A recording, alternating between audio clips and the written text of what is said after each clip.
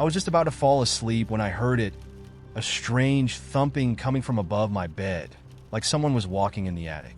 It wasn't a regular footstep sound, more like a heavy, erratic dragging that creaked along the ceiling. A thud here, a scratch there, like something was slowly shifting around just above me. At first, I figured it was my imagination. I live in a quiet neighborhood and have been renting this old house alone for a while, so I'm used to the odd settling noises, the creaks and groans of an old place. But this sound was different. It had a rhythm to it, almost deliberate, as though something or someone was pacing, dragging their feet, lingering just above my head. I lay frozen, listening, my eyes glued to the ceiling. The noise continued, moving in slow, dragging circles directly above me like it was following me around the room. I thought about calling my landlord, but what was I going to say? Hey, there's a creepy sound in the attic? I knew how ridiculous it would sound. And besides, I'd never even been in the attic. I didn't have a key for it, and when I'd asked about it before signing the lease, the landlord had brushed it off, saying, "It's just storage, nothing worth worrying about." For a week, I ignored it, trying to convince myself it was just the house settling, or maybe some animal that had gotten in. But every night around midnight, like clockwork, the sounds would start again. I'd lie there, listening as it moved around above me. Sometimes I thought I heard it pause, like it was listening too, as though it knew I was awake, holding my breath beneath it. Other times it would get louder, as if it were trying to scratch through the ceiling, the dragging becoming harder, angrier. Finally, one night, I'd had enough. Armed with a flashlight and the courage I'd been building all week, I went into the hallway, grabbed a broom handle, and climbed onto a chair to try and reach the attic hatch. When I pushed at it, I expected it to be heavy or locked, but it swung open easily, dust drifting down into my face. A wave of stale, cold air rushed down, and I had to take a deep breath before shining my flashlight up into the space. The attic was empty, just old beams and cobwebs, no furniture or boxes, nothing to make a sound. But there was one thing that immediately struck me, a small, dark stain in the center of the floorboards, directly above where my bed was. It looked almost like a handprint. My skin crawled, and I shut the attic door, deciding I'd try to sleep on the couch downstairs. I hoped that would be the end of it, but the next night, the sounds started again. This time, though, they were louder and sharper, like someone was banging right above me. I tried covering my ears, tried turning on the TV, anything to drown it out, but it only grew more insistent. Then, without warning, the banging stopped completely, leaving only an awful silence. I lay there, tense and waiting, not sure what was worse, the banging or the quiet. And then came the whispering. It was faint, just barely audible, but unmistakable. I couldn't make out words, but it was definitely someone or something, murmuring as though it was right beside me. I held my breath, my heart pounding as the whispering grew louder, the tone urgent and almost pleading. I couldn't move, frozen with a kind of fear I'd never felt before. I didn't sleep at all that night. By morning, I decided I was moving out. I packed as much as I could fit into my car, barely carrying what I left behind, and booked a room at a motel on the edge of town. I told myself it would be temporary, just until I figured out what to do next. But then, as I settled into the motel bed, I noticed it again, the faint, familiar dragging sound. It was softer, almost distant, but unmistakable. I stared at the ceiling, my heart sinking as I realized it was above me. Somehow, it had followed me here. The next morning, desperate, I went to the local library, looking for anything that could explain what was happening. I spent hours digging through local history records, scanning articles about old houses and hauntings, but there was nothing about my place. I was about to give up when an elderly librarian, watching me with a curious look, finally approached. Looking for something, she asked gently, glancing at the stack of ghost books I'd gathered. I tried to laugh it off, but ended up spilling everything. The thumping, the whispering, the dragging that followed me wherever I went. She listened without judgment, her face calm, but a little too serious, as if she'd heard something like this before. When I finished, she sighed and told me she'd seen this happen once before, years ago. There are things, she said slowly, that stay hidden, but they latch onto people. Usually someone sensitive, someone open. If it's following you, it's already decided you're its host. I asked her what I could do to get rid of it, but she just shook her head. Once it chooses, there's no getting rid of it. You can try to ignore it, pretend it isn't there, but she trailed off, her face shadowed with something I could only read as pity. When I got back to the motel that night, I lay awake, waiting, feeling that gnawing dread creeping up my spine. Midnight came, and like clockwork, the dragging began again, a slow, shuffling movement that was now unmistakably closer. And this time, there was something new, a low, raspy breathing, almost a wheeze, like something old and heavy, just beyond my vision. Unable to bear it, I bolted upright, fumbling for the light. When I turned it on, I saw nothing, but the sound persisted. It was louder now, coming from just beside the bed. Trembling, I forced myself to turn my head, staring into the empty space where I knew something was hiding, just out of sight. And then I heard it, clear as day, a voice cold and slow, dripping with malice. Come back home. I stayed awake all night, counting the hours until sunrise. By morning, I was a wreck, but I knew what I had to do. I went back to the house, praying that somehow returning would satisfy it. I moved my things back in, closed the attic door, and tried to convince myself that maybe I'd imagined it all. For a few nights, everything was quiet. No sounds, no dragging. I began to think I'd been overreacting, that maybe I just had a bad spell and needed rest. But on the fifth night, it started again. This time, the dragging was different. It was directly beside my bed, the sound so close I could feel the vibration through the mattress. My heart pounded as the air grew thick, the pressure building around me. And then, without warning, something grabbed my ankle, its grip icy and sharp like bone. I screamed, kicking free, scrambling to turn on the light. But before I could reach it, the cold grip tightened, yanking me down, pinning me against the bed. In the dark, I could just barely make out a shadow, a looming figure with empty, hollow eyes, staring down at me with a face twisted into a grin that felt both furious and hungry. It leaned close, the cold breath brushing my cheek, its voice a rough whisper that seemed to rattle in my bones. You're home now, forever.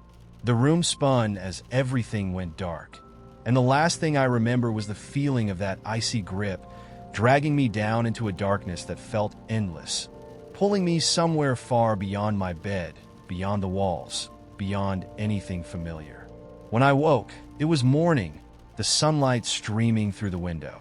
But as I tried to move, I realized with a sickening lurch that I couldn't. My body was frozen, my limbs heavy, locked in place. And then, slowly, I understood I was no longer in my body. I was in the ceiling, watching the bed below, feeling that same cold, suffocating weight pressing down on me. And that's where I am now, stuck in a darkness above my own room, waiting for the next unlucky soul to move in, hoping, praying that they don't hear the dragging start above them.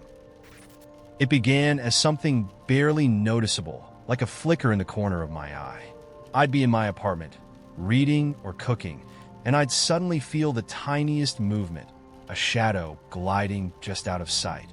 I brushed it off as tricks of light or a speck of dust, but over the weeks, the sense of something nearby became stronger. It was like the feeling of being watched, but only from the edges, like something was carefully lingering just outside of where I was looking. One night, I was doing some work on my laptop in bed when I felt a sudden cold draft. I got up, went to the window, but it was shut tight. I checked the vents, but the heating was running. Shrugging, I went back to bed, only to feel the chill again a few minutes later. This time, it was sharper, like something exhaled a breath against my neck. I jumped, touching the back of my neck, but nothing was there. I convinced myself it was just my mind playing tricks, though I couldn't shake the feeling that someone had been standing inches behind me. The next day, things got stranger. I came home from work and found my fridge door open. I never leave it open, and yet there it was, the light shining, casting a harsh, narrow rectangle onto the floor. Cautiously, I closed it, half expecting something to jump out. But everything inside was exactly as I'd left it. Over the following days, I noticed other things out of place.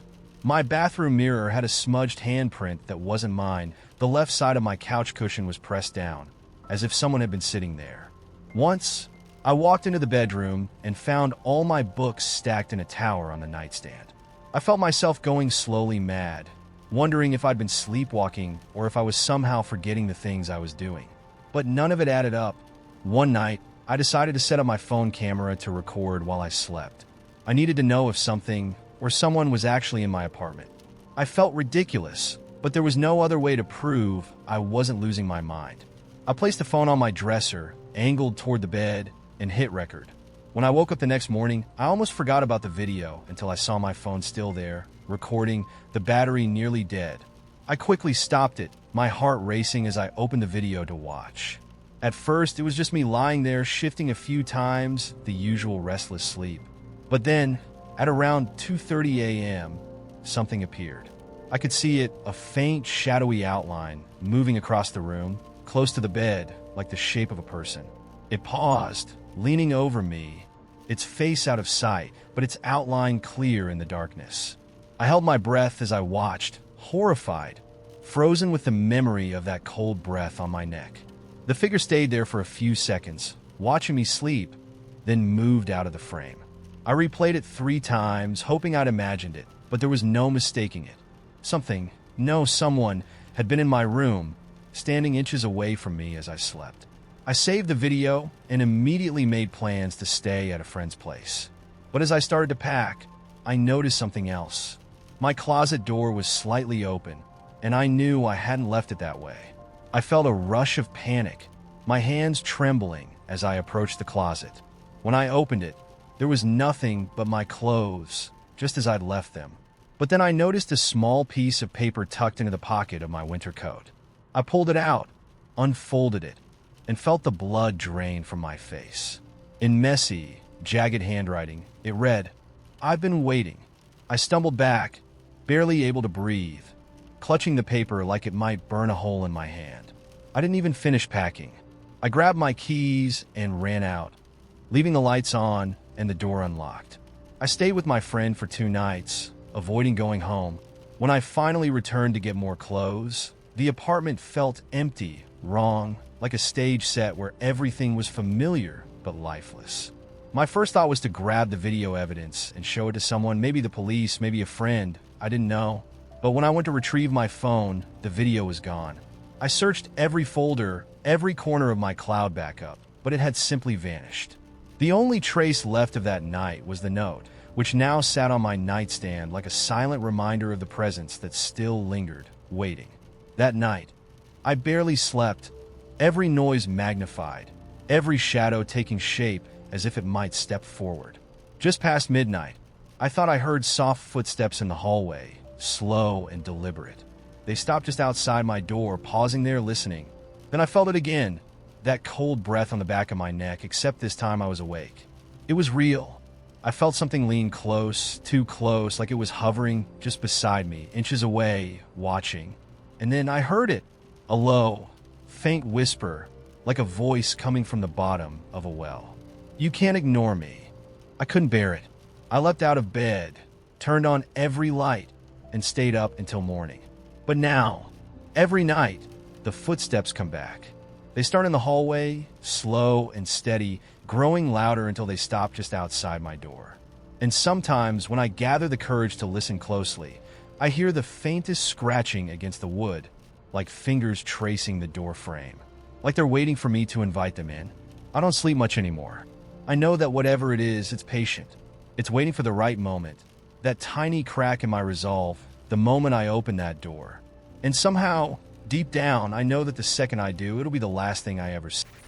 I was in a bar with faded Christmas lights hanging from the ceiling in early January, long after they'd lost their sparkle. The place was quiet for a Thursday night, the tables mostly empty except for a few diehard regulars who looked like they'd been sitting there since the Reagan administration. I didn't have any good reason to be there, other than the fact that my apartment felt like a cardboard box, and the bar was a little more forgiving of people who didn't quite know where else to go. I took a sip of my drink, watching the bartender, a woman in her 40s with an intricate braid and tattooed arms, polishing glasses like she was bored out of her mind. She looked up, caught me watching, and raised an eyebrow. "Rough night," I gave a small shrug. More like a rough month. January, she said, as if that explained everything. Nothing but leftovers from the holidays and the cold setting in. Everyone's miserable. She set down the glass and leaned in a little, studying me with that bartender look, the one that said she'd seen enough sad stories to fill a novel and wasn't fazed by another. I thought about trying to explain, but then I caught myself wondering why I felt the need to spill my troubles to a stranger. "Yeah, I guess you're right," I said instead, and gave her a weak smile. She didn't seem convinced, but she walked off to pour a drink for a guy slumped at the other end of the bar, leaving me alone with my thoughts. I was about to head out, feeling the weight of the evening pressing down on me, when a guy slid into the seat next to mine. He looked like he'd just wandered in from a long shift, his hair tousled, the faint smell of oil or grease hanging around him. He was maybe 30, give or take, and he held a worn black notebook in his hand, flipping it open and closed like he couldn't make up his mind. He caught me staring and grinned sheepishly. "I write things down," he said, tapping the cover. "Just stuff I see, things that catch my eye. Not much of a talker, so this is my way of remembering, I guess." I glanced at the notebook, curious. "So, what's worth remembering?"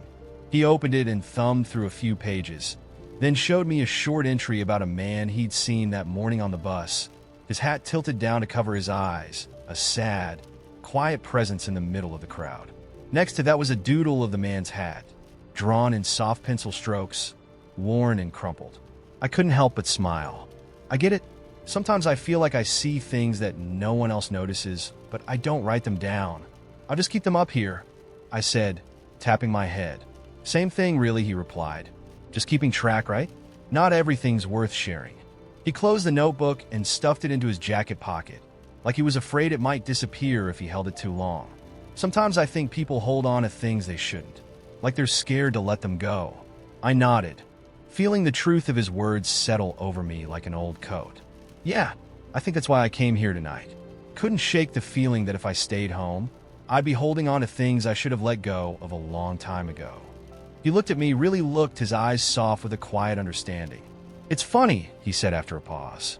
"We drag around all these little moments, stuff we think we'll forget, but the really important things, they stick whether we want them to or not." The bartender slid another drink in front of him, and he nodded his thanks before taking a sip. For a few minutes, we just sat there, two strangers in a nearly empty bar, letting the silence fill the space between us. The Christmas lights flickered slightly, casting faint glows that reflected off the bar, adding a strange warmth to the quiet. "Ever write something down and wish you hadn't?" I asked him after a while.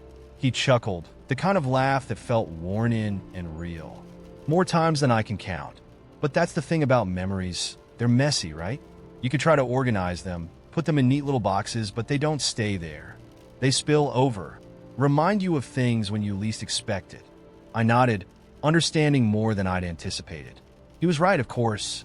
I'd spent so much time this past year trying to box up memories, keep them safe, thinking I could control what stayed and what faded. But here I was a few drinks deep, sitting across from a stranger in a bar, feeling them spill out all over again. He must have noticed the shift in my expression, because he leaned in a bit closer, as if he was about to tell me a secret. "You know, sometimes I think memories are just stories we keep retelling ourselves.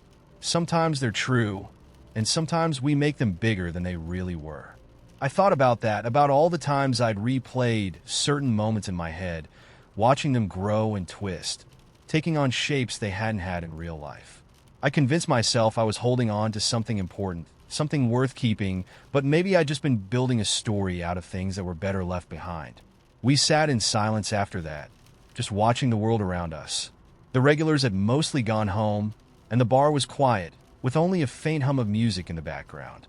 It felt like the night itself was holding its breath, waiting for something. As he finished his drink, he reached into his pocket and pulled out a pen, then flipped open his notebook one last time. He scribbled something on the back of a receipt, tore it off, and handed it to me.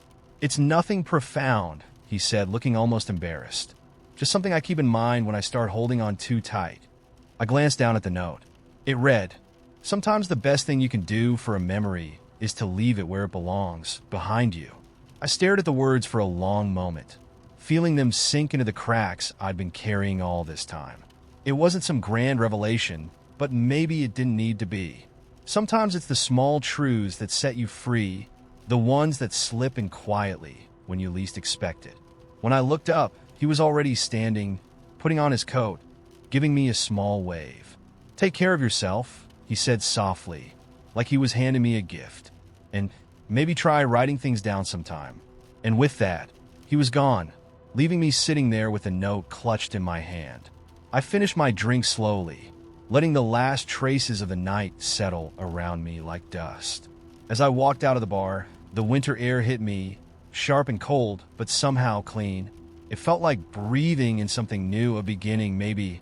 I tucked the note into my coat pocket and took a deep breath, thinking that maybe it was time to let some of those old memories go.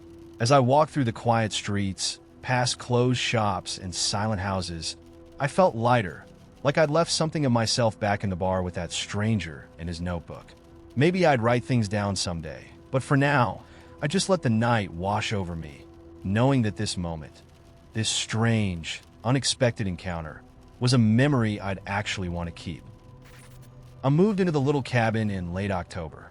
I just left my job, cut ties with an old relationship, and figured a few weeks out in the quiet countryside might be the reset I needed. The cabin belonged to a friend's uncle who hadn't used it in years, so he was happy to let me stay rent-free. It was basic, tucked into a clearing surrounded by miles of thick forest. No neighbors, no cell service, just the crackle of the fireplace and the creaks of an old structure settling into its foundation. The first few days, the silence was incredible, almost medicinal. I spent hours reading, writing, and walking through the trees, feeling like I was the only person for miles. But by the fifth day, the isolation was starting to mess with my head. Every little sound outside, the snap of a twig, the rustling of leaves, started to feel significant, like someone or something was out there, moving just beyond the edge of the forest where I couldn't see it. One night, as I was stoking the fire, I heard what sounded like footsteps on the porch. They were soft but distinct, slowly shuffling toward the door. I froze, staring at the shadowed entrance, waiting for a knock, but it never came. The footsteps stopped just outside, and I could feel something just waiting. I couldn't explain it, but it felt like a presence was pressed against the door, listening. I peered out the window, but saw only darkness. I'd been assured there weren't any bears around here, so I tried to convince myself it had been the wind or maybe just an animal passing by. But the feeling lingered long after I'd gone to bed, and I couldn't shake the idea that someone had been standing there, just inches away from me, separated only by a thin wooden door. The next morning, I went out to check for footprints, but the ground was covered in pine needles, no trace of anyone or anything. But as I stood on the porch, I noticed something odd. A small bundle of twigs, neatly tied together with a bit of frayed string, was lying just to the left of the front steps. It was about the size of my fist, perfectly tied, almost like a tiny offering. I picked it up, puzzled, wondering if some camper had left it behind. That night, the footsteps came again, a slow, deliberate shuffle that stopped just outside the door. I held my breath, waiting to hear more, but after a few tense seconds, the steps retreated. The next morning, I found another bundle, this one larger, tied with a different piece of frayed cloth, almost like part of a shirt. I was starting to feel uneasy, but I tried to brush it off, convincing myself it was all some strange coincidence. But the bundles kept appearing. Every morning, a new one, each larger than the last, each bound with bits of string, cloth, or torn fabric. By the sixth day, I was starting to feel trapped, like something was watching me, toying with me. I found myself peering out the windows constantly, but I never saw anything, just the dense, unending forest. One night, after a few too many glasses of whiskey, I got fed up. Around midnight, as the fire crackled low and the room lay in shadow, I heard those footsteps again, slow and steady, coming up the steps. Heart racing, I yanked open the door, shouting, "Who's there?" There was no one, just the empty porch and the stillness of the forest. The only sound my own heartbeat thrumming in my ears. But as I turned to go back inside, I caught sight of something strange at the edge of the clearing. a faint light flickering through the trees. It was distant, moving like someone carrying a lantern. I squinted, trying to make sense of it, but just as I focused, the light disappeared. I stayed up the rest of the night, unable to sleep, listening for any sound, any clue as to what was happening. By morning, I was exhausted but determined to find out what, or who, was leaving the bundles. The next day, I took my phone and started hiking in the direction I'd seen the light, figuring I'd go a few miles and turn back if I didn't find anything. The forest was dense, almost suffocating.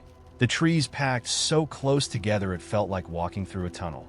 Every so often, I'd look over my shoulder, certain someone was following me, but every time, the woods were empty. I walked for over an hour. Just when I was about to turn back, I saw it. Another bundle, resting on a fallen log in the middle of the path. This one was different, larger, wrapped in dark, dirt-stained cloth. And as I got closer, I could smell something faint and sickly sweet, like rot. My stomach churned, but I couldn't stop myself from reaching down to untie it. The cloth fell away, revealing a small, decomposing animal. Some kind of bird, its feathers matted and gray, with something carved into the wood it lay upon. The carving was crude, a series of lines and spirals etched deep into the wood. I couldn't make out any clear shape, but it almost looked like a map. As I stood there trying to make sense of it, I felt a chill run down my spine. The air had gone completely still, and I realized with horror that the forest had fallen silent.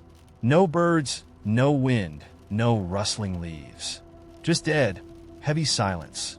I looked around, the hairs on my neck standing on end, and that's when I saw her. She was standing a few feet away, half hidden in the shadows. A woman, tall and thin, with matted hair falling over her face and a long, dark coat that clung to her frame like a second skin.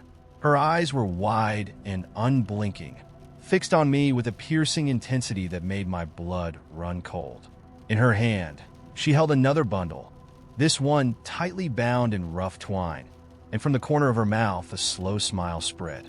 I couldn't move, couldn't breathe. She took a step closer, holding the bundle out to me as if offering a gift.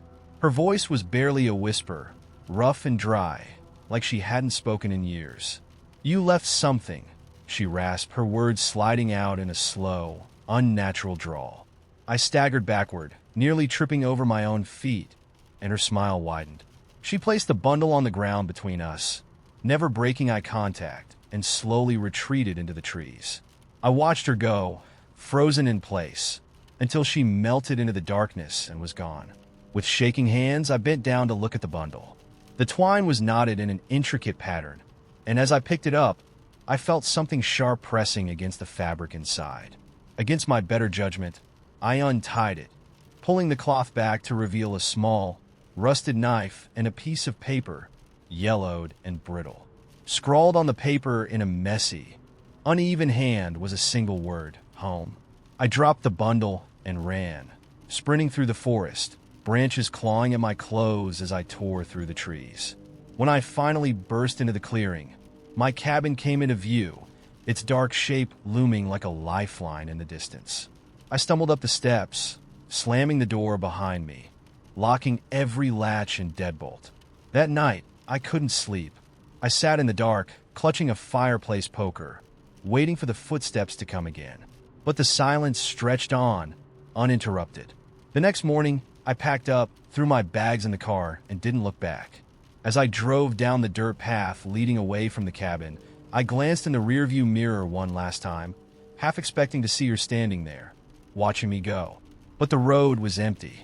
All that was left was a small, dark bundle lying in the center of the path, waiting. And for reasons I couldn't explain, I kept driving. But deep down, I knew I hadn't left her behind. It started the night I got the call about my grandmother. She'd passed away suddenly in her sleep, leaving behind a lifetime's worth of memories packed into a small house in a quiet part of town. I'd grown up visiting that house every summer, wandering through the rooms that smelled like lavender and cinnamon, listening to her soft humming as she cooked or knit by the fire. After the funeral, it fell to me to handle her estate, sort through her things, and pack up the house. My parents had moved overseas, and since I lived closest, they asked if I'd stay at the house for a few days, figure out what to keep, what to donate, and what to toss. I agreed without hesitation. My grandmother had been like a second mother to me, and the idea of spending a few days in her home felt oddly comforting, like a way to say goodbye. But from the moment I walked through the door, something felt different. It wasn't anything I could pinpoint, just a strange heaviness in the air, as if the house were holding its breath, waiting for something. The smell of lavender was gone, replaced by a faint mustiness, like the place had been shut up for years.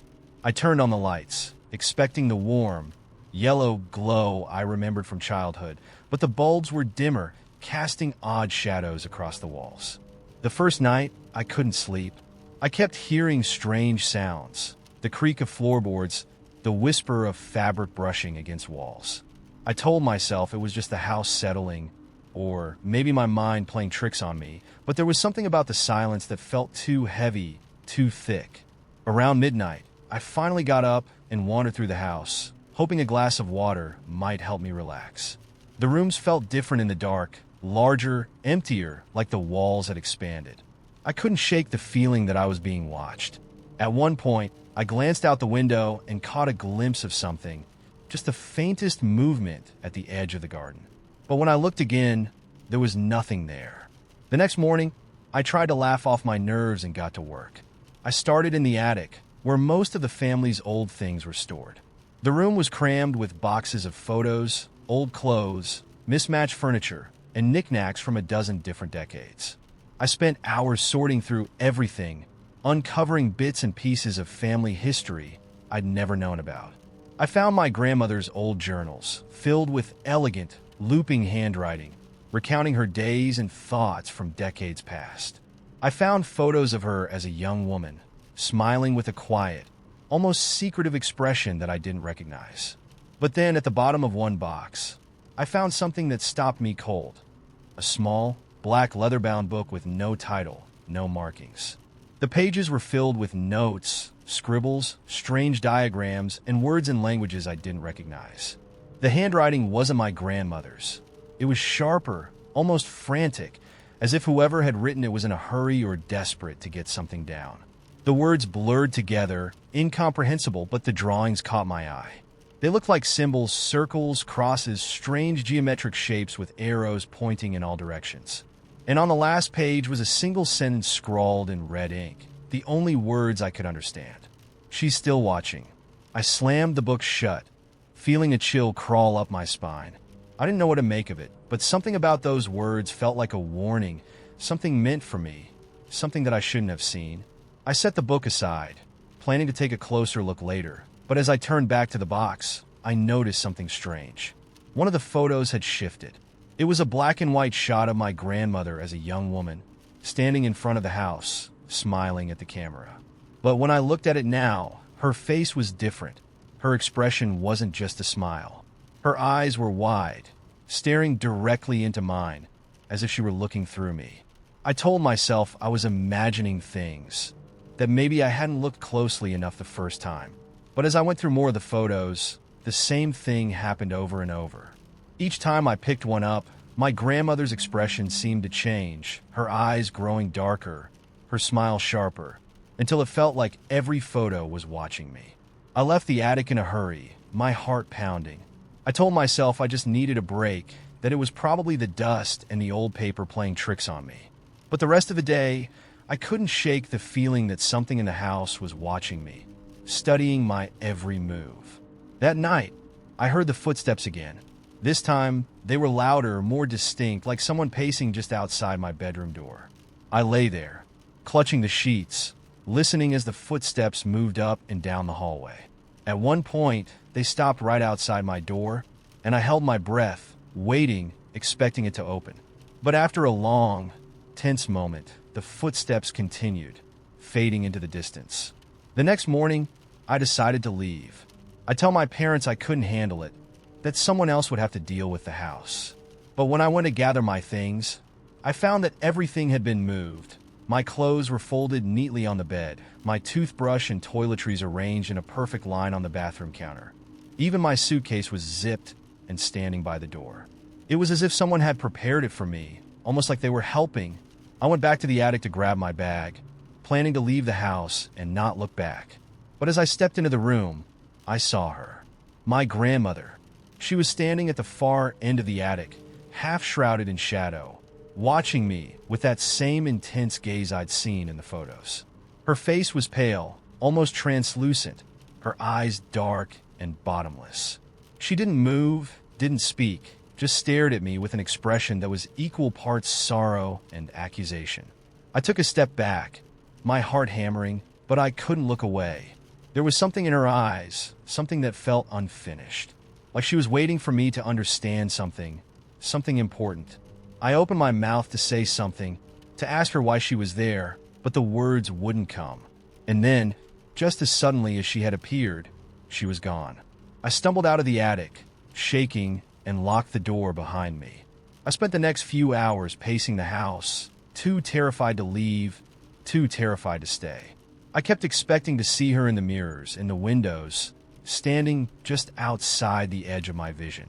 Every sound, every shadow felt like her, lurking, watching, waiting. By the time evening fell, I was exhausted, my mind stretched thin. I told myself I'd just stay one more night, try to get some rest, and leave in the morning. But when I went to bed, I couldn't sleep. I lay there, staring at the ceiling, feeling the weight of the house pressing down on me. At some point in the night, I drifted off, only to wake to a soft, faint whisper. It was coming from the corner of the room, where the shadows seemed to pool, darker than they should be. I couldn't make out the words, but the tone was familiar, soft and soothing, like my grandmother's voice when I was a child. I strained to listen, trying to make out the words, but all I could hear was a faint, repetitive phrase, over and over. Come back, come back. It was her voice, unmistakable, but it sounded different. Hollow, empty, like an echo from somewhere far away. I felt a sudden, overwhelming urge to go to her, to follow the voice, to find her. But then I remembered the book, the last line scrawled in red ink. She's still watching. A chill ran down my spine, and I clamped my hands over my ears, trying to block out the sound. The whisper grew louder, filling the room, until it was all I could hear, pressing against me like a tidal wave. And then, just as suddenly as it had begun, it stopped. The silence that followed was absolute, suffocating, as if the house itself had fallen asleep. In the morning, I packed my things and left, leaving the house and its secrets behind. I didn't look back as I drove away, and I've never returned. But sometimes, late at night, I hear her voice again, faint and distant, calling to me from somewhere just beyond the edge of sleep. Come back! And I know, deep down, that she's still watching. It all started with a knock on my door, 3 sharp taps in the middle of the night. At first, I thought it was a dream. I was groggy, the kind of tired that feels like your bones are melting into the mattress. But when I heard the knocking again, louder this time, I jolted awake. The clock by my bed read 3:14 a.m. My brain was still foggy, my thoughts slipping in and out of sleep, but I knew one thing for sure. Nobody should be knocking on my door at that hour. I pulled myself up, half expecting to see something through the peephole, but when I looked, there was nothing. Just an empty hallway in my quiet apartment building. I felt a weird chill, then a prickling at the base of my neck. I told myself it was just nerves, that maybe I'd imagined it. But as I turned to go back to bed, I heard it again, 3 deliberate knocks, this time coming from the bathroom door inside my apartment. I froze, every nerve on edge. My apartment was small, just a 1-bedroom, and I lived alone. I stared at the bathroom door, my heart pounding in my ears, as if it could drown out that persistent knock. I waited, listening, holding my breath, and then silence. After a few long seconds, I forced myself to laugh it off, convincing myself it was just some bizarre auditory hallucination. I slipped back into bed, turned on a podcast to drown out the quiet, and eventually, I fell asleep again. The next day passed uneventfully, and by the time I got home from work, the memory of the knocks had faded into a half-remembered haze. But when I stepped inside and turned on the light, I noticed something strange. All of my furniture, every single piece, had been shifted slightly. Not enough to be obvious, but enough that I could feel it in my bones, a tiny, unsettling shift. The couch was a few inches to the left, the coffee table a little closer to the window. Even the chairs around the kitchen table were off, just enough that it felt wrong. I stood there, just staring, trying to make sense of it. I was certain I hadn't moved anything. I lived alone, and no one had a key. I shrugged it off, even though a nagging unease crawled into my thoughts, filling every quiet corner of my mind. I went about my evening as usual, but I couldn't shake the feeling that I wasn't alone. That night, I fell asleep with the lights on, clutching my phone like a lifeline. And then, just as I was drifting off, I heard it again, 3 sharp knocks, this time right next to my bed. I sat up, heart pounding, the room cold and silent. I scanned the darkness, expecting, I don't know what, a face in the shadows, maybe, or someone crouched at the edge of the bed. But there was nothing, just that thick, ominous silence, as if the air itself was watching me. I stayed up the rest of the night, too afraid to close my eyes. The next day, I went through the motions at work, barely able to focus. I kept feeling that prickling sensation on the back of my neck, as if someone was standing just behind me. When I finally got home, I was exhausted, but too on edge to relax. The apartment was still, nothing out of place this time, but I couldn't shake the feeling that it was different, like it was waiting. Then I noticed the mirror. It was hanging on the wall across from the couch, right where it had always been, but something about it felt wrong. I walked up to it slowly, staring at my own reflection, trying to figure out why it felt so strange. My face stared back, tired and drawn, but there was something in my eyes, a glint that didn't feel like me. I leaned closer, peering into the mirror, and that's when I noticed it, a tiny crack running down the corner of the glass, so fine it was almost invisible. I touched it lightly, running my finger along the crack, and the chill from the glass seeped into my skin, making me shiver. I pulled my hand back, trying to shake off the feeling, but as I turned to walk away, I caught a glimpse of movement in the mirror. I froze, turning back slowly, and watched as my reflection turned its head, just slightly, looking at me with a faint, twisted smile. I staggered back, heart racing, and blinked, but when I looked again, my reflection was back to normal, expression blank, staring straight ahead. I felt like I was going crazy, like the world around me was warping in subtle, insidious ways, pulling me into some kind of strange nightmare. I spent that night wide awake, sitting on the edge of my bed, phone clutched tightly in my hand. I couldn't take my eyes off the mirror, half expecting to see my reflection move again. And then, just as dawn was breaking, I heard it, 3 sharp knocks, this time coming from inside the mirror itself. I wanted to scream, to run, but my body was frozen in place. Slowly, I forced myself to stand, moving toward the mirror, heart hammering so loudly I thought it might burst. As I got closer, I saw it. The crack in the glass had widened, stretching across the mirror like a spider's web, and behind it, just barely visible, was a dark, shifting figure. I stared, unable to tear my eyes away, as the figure moved, pressing against the glass, trying to push through. It was me, but not me. Its eyes were dark, hollow, staring back with a cold, hungry expression. And as it pressed its hands against the glass, I felt a strange, almost magnetic pull, drawing me closer. I tried to back away, to break free, but my feet wouldn't move. My hand reached out almost involuntarily, and the second my fingers touched the glass, everything went black. When I woke up, I was lying on the floor in my apartment, disoriented and nauseous. The mirror was whole, no cracks, no shadowed figure, just my own wide-eyed reflection staring back at me. I tried to convince myself it was a dream, some hallucination from exhaustion, but the feeling wouldn't leave me. The apartment felt different, emptier somehow, colder, like something had shifted. I stumbled to my feet, trying to shake off the lingering dread, and that's when I noticed it. On the other side of the room, by the door, was a faint smudge on the wall. I moved closer, squinting, and realized it was a handprint. My handprint, clear and distinct, pressed into the paint.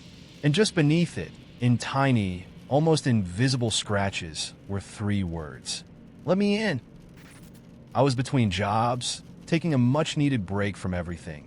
So when my cousin offered me her cabin for a few weeks, I jumped at the chance.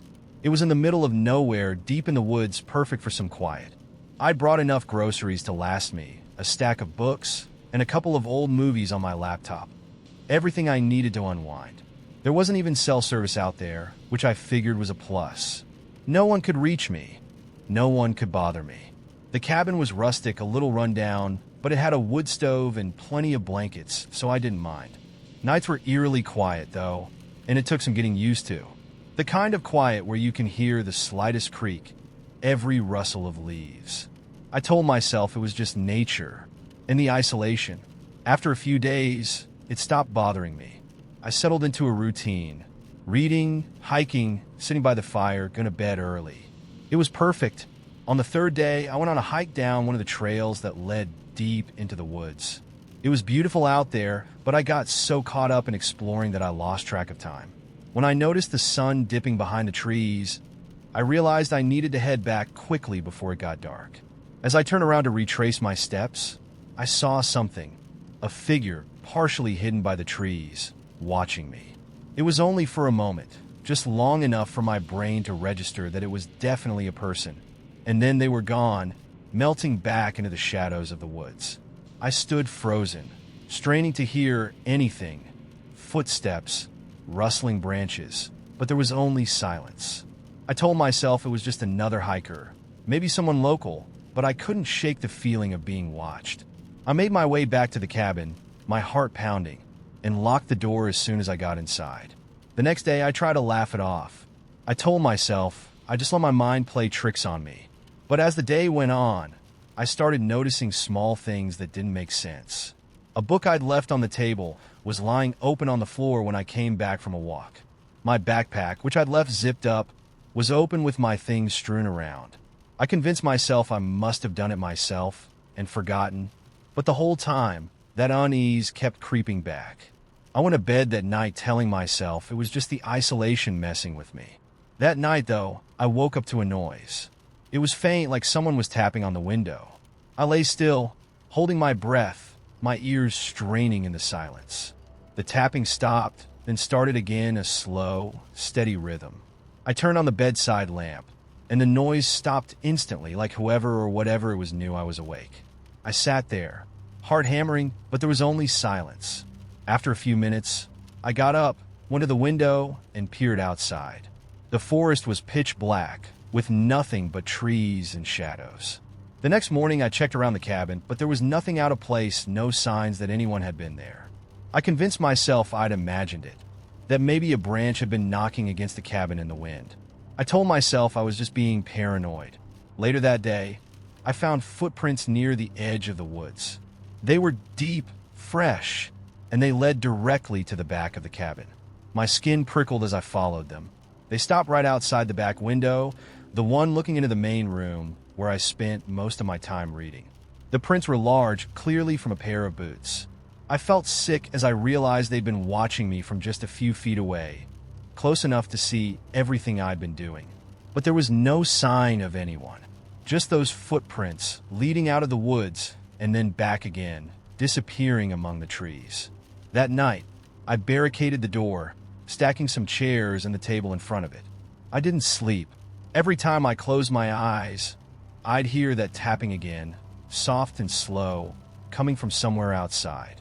I stayed up all night, my ears on high alert, clutching a flashlight like a lifeline. The tapping didn't come, but I still felt watched, like whoever it was knew I was waiting. The next day, I decided enough was enough. I packed my things quickly, ready to get the hell out of there. But when I went to open the front door, I found something tucked under the handle. A small, folded piece of paper. My stomach twisted as I opened it. Written in neat, tight handwriting were the words, "Why are you leaving so soon?" I looked around, feeling my blood turn cold. I hadn't heard anyone come up to the cabin, hadn't seen anyone all morning. I didn't stick around to find out who had left it. I threw my things in the car and took off, my heart pounding the entire drive back to civilization. When I got home, I tried to put it out of my mind. I told myself it was some local messing with me, or maybe my cousin had forgotten to mention the cabin had some creepy neighbors. But a few days later, I received a package in the mail with no return address. Inside was a single item, a piece of paper folded neatly. It read, "We were just getting started." To this day, I still have no idea who left those messages or how they even found my address. I haven't gone back to the woods since, and anytime someone suggests a cabin getaway, I make an excuse. Because I know somewhere out there, someone is waiting, still watching.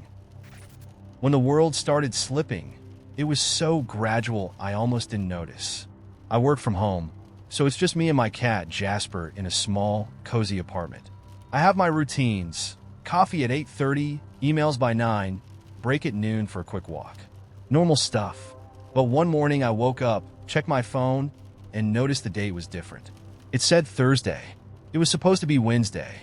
I chalked it up to a glitch, one of those annoying, minor tech issues. I reset my phone, but it still said Thursday. I checked my laptop, and the calendar said the same. At this point, I started wondering if I was losing it. Could I really have missed an entire day? I went to bed last night thinking it was Tuesday. I was sure of it. Jasper didn't seem bothered by my panic, though. He just sat on the couch, staring at me with his usual bored, indifferent expression, which weirdly calmed me down. I took a deep breath, grabbed a cup of coffee, and went through the motions.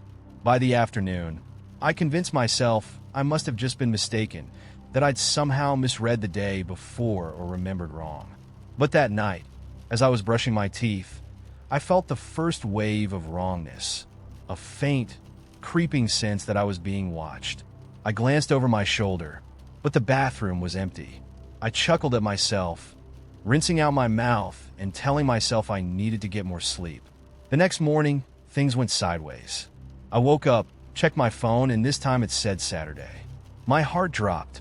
I was so sure it was Friday. Had I missed another day? I checked my laptop again, then my work calendar. All of them showed Saturday, just like my phone. I even texted my friend Lily, asking what day it was, feeling ridiculous and half hoping she'd tell me I was just losing my mind. She answered after a few minutes, "Saturday, LOL. You okay?" I wasn't okay. Not even close. But I replied, "Yeah, sorry, long week, trying to brush it off." I sat there for a long time, just staring at my phone, feeling the walls close and around me. Jasper strolled in, brushing against my leg, and I nearly jumped. He just stared up at me, blinking slowly. It was almost as if he knew something I didn't. The rest of the day was a blur. I didn't even go outside. Every time I tried to distract myself, something would break my focus. A shadow flickering at the edge of my vision. The strange, low hum in the apartment that I'd never noticed before, growing louder, like an engine in the distance. By evening, I was sitting on the couch, Jasper curled up beside me, scrolling mindlessly on my phone just to feel like I was connected to something normal. That's when I noticed something that stopped me cold. The photos in my camera roll. Some of them were different. Photos I didn't remember taking. Shots of my kitchen, my hallway, my bedroom. All in weird, grainy, low-light shots, as if taken at night. I stared at one of them, trying to remember when I'd snapped it. Then my stomach twisted. In the corner of one photo, partially obscured by shadow, was a figure, a vague outline, standing near my bed. I zoomed in, but the pixels blurred, distorting the image. I couldn't make out a face, but it was unmistakably a person. My blood ran cold. I deleted the photo immediately, my hands shaking. Jasper looked up at me, his eyes wide and alert. I couldn't bring myself to look at the other photos. I threw my phone on the couch and sat there, staring at the wall, trying to convince myself I'd imagined it. But that night, I heard footsteps. It started as a faint creak, then another, like someone moving through the hallway. I lay frozen in bed, my heart hammering, holding my breath. Jasper was curled beside me, his body tense, his ears flicking toward the sound. We stayed that way, both of us frozen, listening to the slow, steady steps outside my door. And then silence. In the morning, I checked my phone. It was Tuesday. I stared at the screen, I could have sworn it was supposed to be Sunday, maybe Monday at the latest. But no, every calendar said Tuesday. I scrolled through my messages, and I found my conversation with Lily from Saturday, but it looked wrong. Her messages had somehow changed. Instead of asking me if I was okay, she just sent a single message. Where are you?" I felt a chill run down my spine, staring at those words. I tried calling her, but the call didn't go through. It just kept ringing and ringing, no voicemail, no answer. I tried texting, but nothing delivered. That night, I kept every light in the apartment on, every door locked, clutching my phone in one hand and a kitchen knife in the other. Jasper was at my side, his fur bristling, his eyes wide as he stared at the bedroom door. Every sound felt magnified. The hum of the refrigerator, the groan of the pipes, even my own breathing. I felt like I was waiting for something, a terrible inevitability I couldn't stop. Then, just past midnight, the footsteps returned. Slow, deliberate, moving through the hallway outside my door. I clutched the knife tighter, feeling the cold sweat bead on my forehead. I could hear them, louder than before, like someone was pacing back and forth, back and forth. My heart pounded so hard I thought it might burst, and I kept my eyes glued to the door, praying it wouldn't open. And then, as quickly as they started, the footsteps stopped. Silence. But this time, something felt different. I glanced around, and that's when I saw it. My reflection in the bedroom mirror. Only it wasn't moving. I stared, feeling my stomach turn. My reflection was just standing there, eyes fixed on me with a hollow, vacant expression, unblinking, unresponsive, like it was waiting for something. I raised my hand, slowly, and watched in horror as it stayed perfectly still, frozen in place, eyes locked on mine. I felt a wave of nausea wash over me, and I stumbled back, reaching blindly for the door. I needed to get out to get away, but as I reached for the handle, I felt a hand on my shoulder, cold and firm. I screamed, spinning around, but there was no one there. Just the empty room, my empty reflection in the mirror, staring back at me with those dead eyes. I don't remember how I got out of there. I think I ran. I ended up at a friend's place, rambling incoherently until she managed to calm me down. I tried to explain, to make her understand, but the words didn't make sense even to me. The next morning, I returned to my apartment, hesitant but determined. I needed to see for myself, to confirm that it was all in my head. But when I opened the door, I froze. My apartment was empty, completely empty. No furniture, no Jasper, no signs of my life there at all. Just a hollow, vacant space. I tried to call my friend Lily again, but the number was no longer in service. My call history, my texts, everything was blank, as if they'd never existed. I checked my phone for photos, but the gallery was empty too. No strange photos, no snapshots of my life. Nothing. Now every time I check the date, it's different. Sometimes it's next month, sometimes last year. The world shifts around me, unfamiliar and silent, like it's erasing pieces of me one day at a time. And sometimes, just before I fall asleep, I feel a cold hand on my shoulder, holding me in place, as if something is making sure I don't drift too far. A few years back, I had an experience that I can only describe as surreal, and in hindsight, terrifying. I was helping my cousin move out to a small, sleepy town tucked between dense pine forests and rocky hills. He'd just bought this old fixer-upper at the edge of town, a place that looked like it hadn't seen life for decades. We were both excited and a little spooked, honestly. The house was old and creaky, with a long driveway lined by twisted trees that seemed to lean in a little too close. The neighbors were few and far between, so it had that eerie quiet, the kind that makes you feel like even the birds are listening. It was late evening when we finally wrapped up for the night, with boxes stacked haphazardly in every corner, leaving just enough space to squeeze past. We decided to sleep there on mattresses since it was too late to head back. My cousin took the bedroom, and I set up in the living room.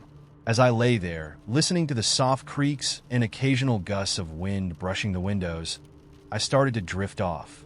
Around 2 a.m., I woke up with a start. At first, I thought it was just the usual first-night jitters in a new place, but then I heard it, a soft scratching sound like something brushing against the walls just outside the window near my head. I froze, hoping it was a tree branch, but the noise was too rhythmic, too deliberate, tracing a slow, steady circle around the window frame. I told myself it was just the wind, but when the scratching moved, circling to another window, then another, my stomach dropped. I could feel the hair on my arms stand up. Whatever was out there was moving, inch by inch, window by window, as if it were searching. I tried to ignore it, close my eyes, and force myself to breathe slowly, listening as the sound faded into silence. But just as I began to relax, the scratching started again, this time louder. It moved closer, tracing the walls around the living room, slowly approaching the front door. I barely breathed, wondering if my cousin heard it, but the house was dead quiet except for that relentless scratching. Then came the sound that nearly stopped my heart. 3 slow knocks on the door, soft at first, then louder. The knocks were followed by a low, rasping voice, barely a whisper, saying, "I know you're in there." I lay perfectly still, muscles tensed, every nerve on edge. I wanted to call for my cousin, but my throat felt locked, like something was holding it shut. There was another knock, harder this time, and the voice spoke again, closer. "You can't stay hidden." Suddenly, I heard movement upstairs. My cousin was awake, and judging by the sound of his footsteps, he was just as freaked out as I was. I mustered up the courage to sit up, and we both called out to each other in hushed voices, trying to make a plan without alerting whoever, or whatever, was outside. We decided to make a break for it and headed quietly toward the back door, praying it would open without making a sound. But as we reached the kitchen, we froze. Through the kitchen window, we saw a figure standing on the lawn, backlit by the dim glow of a porch light. It was tall and impossibly thin, almost skeletal, its head slightly cocked, staring directly at the kitchen window as if it could see us. And then it smiled, a wide, unnatural grin that stretched far too much, the kind of smile that made your stomach turn, like you were staring at something that shouldn't exist. My cousin grabbed my arm, whispering, "We need to get out of here now." We moved as quietly as possible to the back door, hearts pounding, hands trembling as we fumbled with the lock. But as we opened the door, we realized it wasn't going to be that easy. The figure was now at the back of the house, standing just a few feet away from the door, its smile gone, replaced by an empty, hollow expression. It tilted its head, eyes glinting in the darkness, as if daring us to make a move. Without thinking, we slammed the door shut, locked it, and stumbled back toward the living room. At this point, there was no escape. The front was blocked, the back was blocked, and we were trapped. My cousin was whispering frantically, saying we should hide, try to wait it out until morning. We ducked behind an old sofa, hearts pounding so loud it felt like they'd give us away. Minutes passed in silence, each one stretching on like an eternity.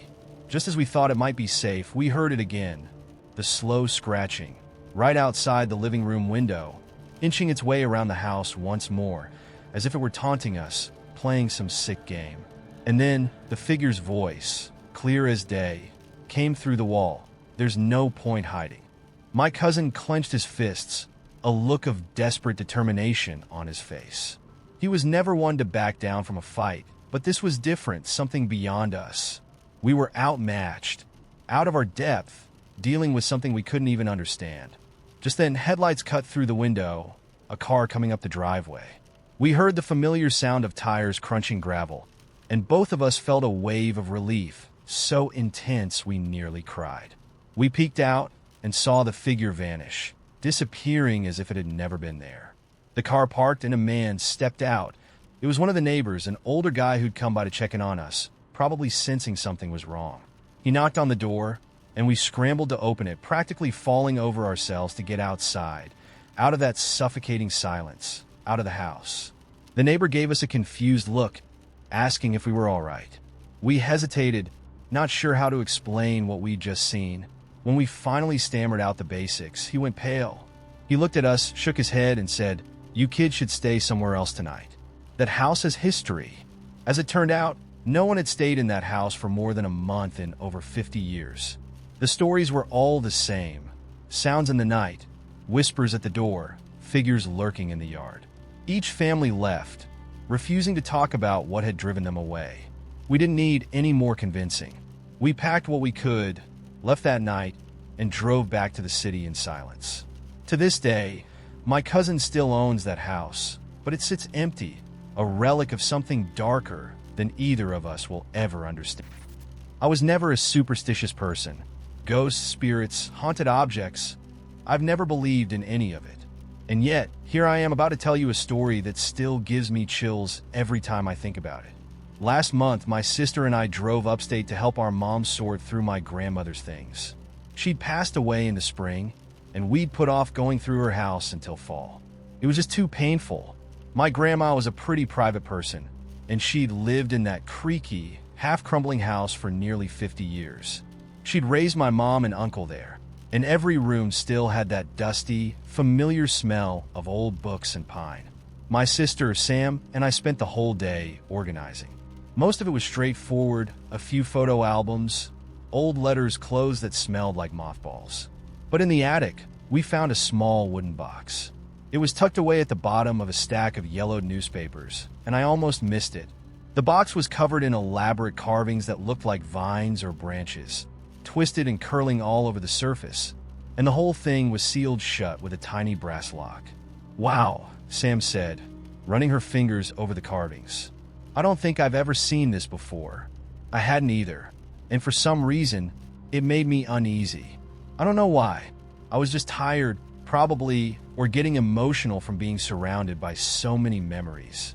I slipped the box into my bag, figuring I'd try to find a key for it later.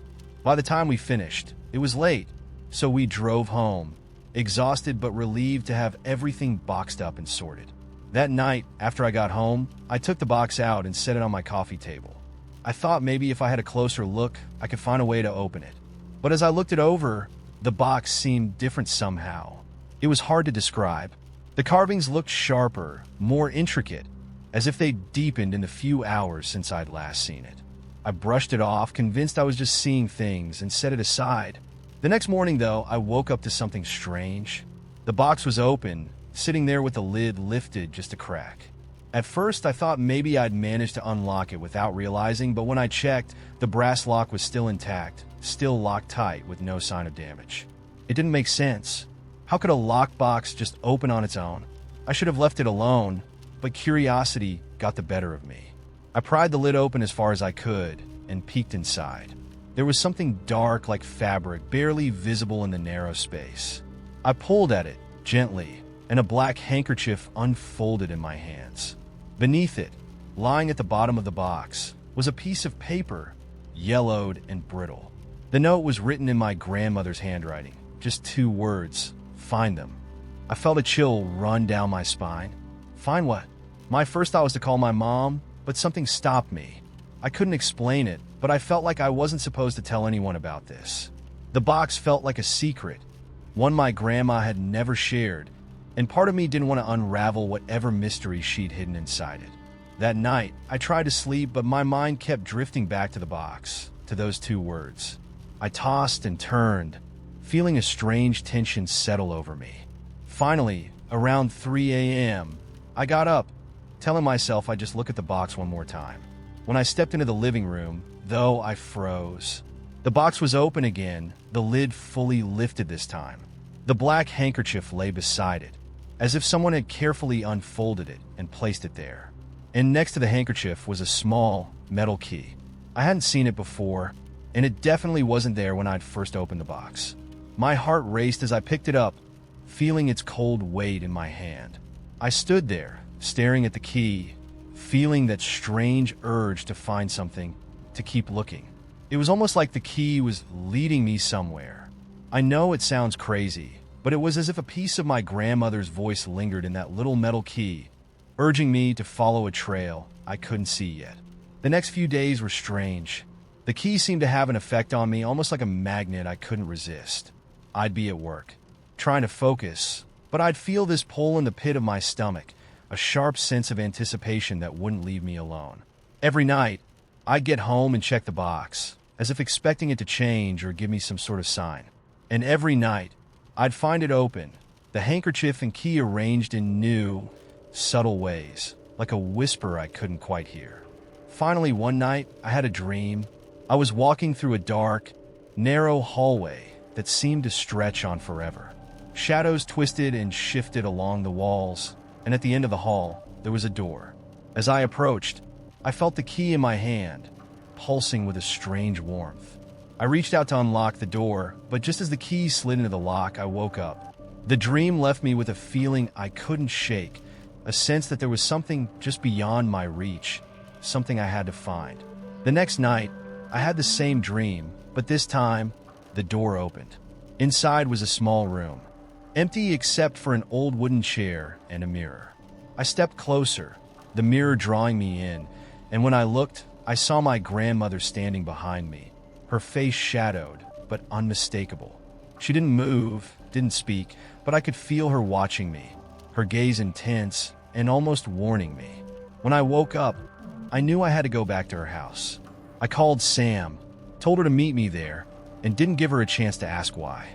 She looked confused when I arrived, but she didn't argue, just followed me inside, down the hall, and up the narrow staircase to the attic.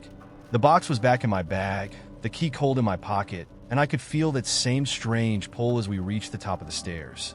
We started searching through the boxes again, pulling out old things that hadn't seen the light in decades, but nothing seemed out of place. Then Sam lifted an old rug near the far wall, and we both froze. Beneath it was a trapdoor I'd never seen before, its edges hidden beneath the dust and shadows. We pried it open, and the smell of earth and cold air filled the room. Below us, a dark, narrow passage stretched down into the ground, disappearing into darkness. I pulled out the key, my hands shaking, and climbed down. The passage was barely wide enough to move through, but I felt that strange magnetic pull getting stronger, drawing me forward. At the end of the passage, I found another small room, identical to the one in my dream. A wooden chair, a mirror, and nothing else. I stared into the mirror, half expecting to see my grandmother again, but this time, there was no one behind me. The room was silent, thick with a kind of stillness that felt ancient. I don't know how long I stood there, but eventually, I reached out and touched the mirror. It was ice cold, and for a moment, I felt something brush against my fingertips from the other side. When I pulled my hand away, there was a faint, smudged handprint on the glass. But it wasn't mine. I backed away, heart pounding, and hurried up the passage.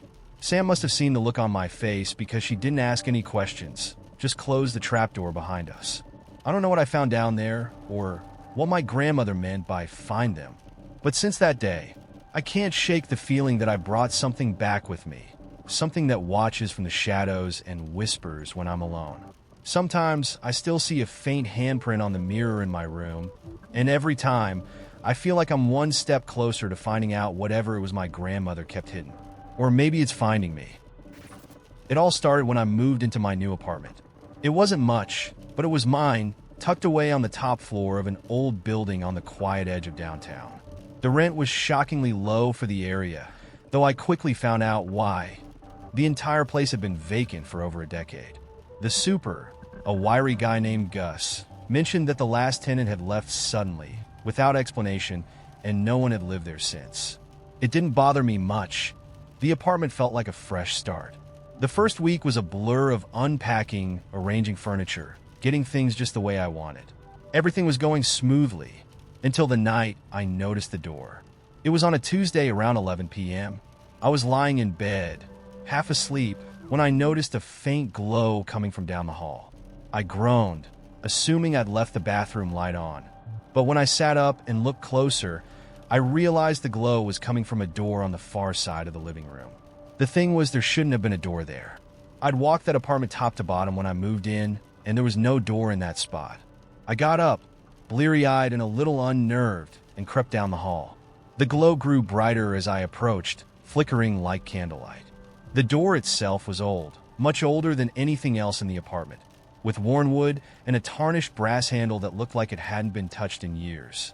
I reached out, feeling a cold, almost electric hum in the air as my fingers wrapped around the handle. Slowly, I turned it. On the other side, I found a tiny room no bigger than a walk-in closet.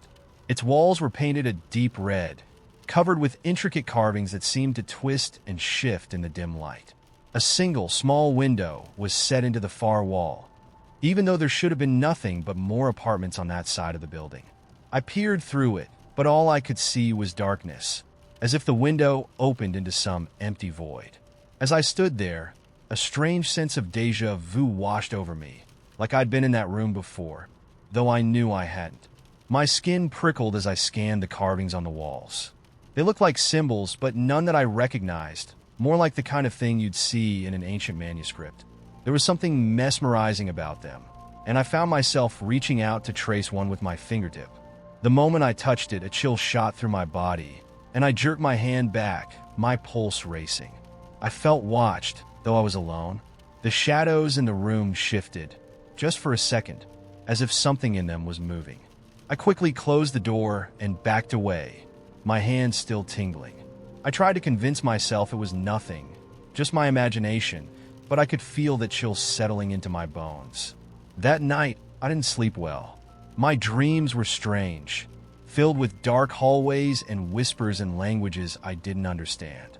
In one of them, I was back in that tiny room, staring out the window into the darkness.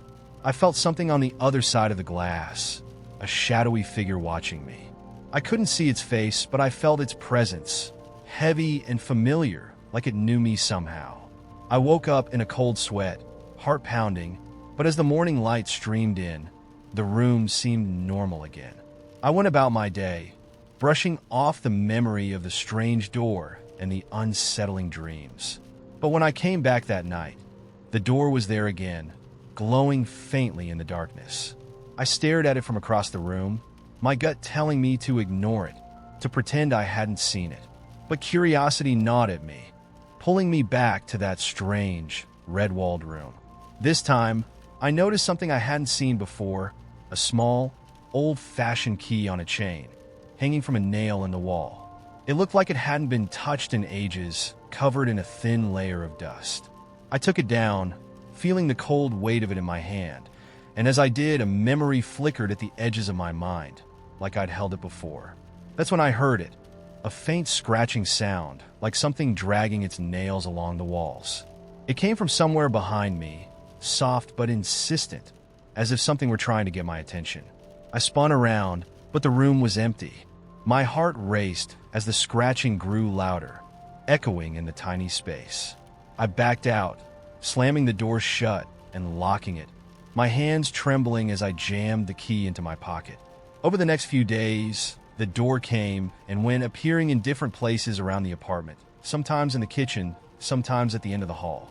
Each time, it had the same faint glow and the same deep, red walls inside.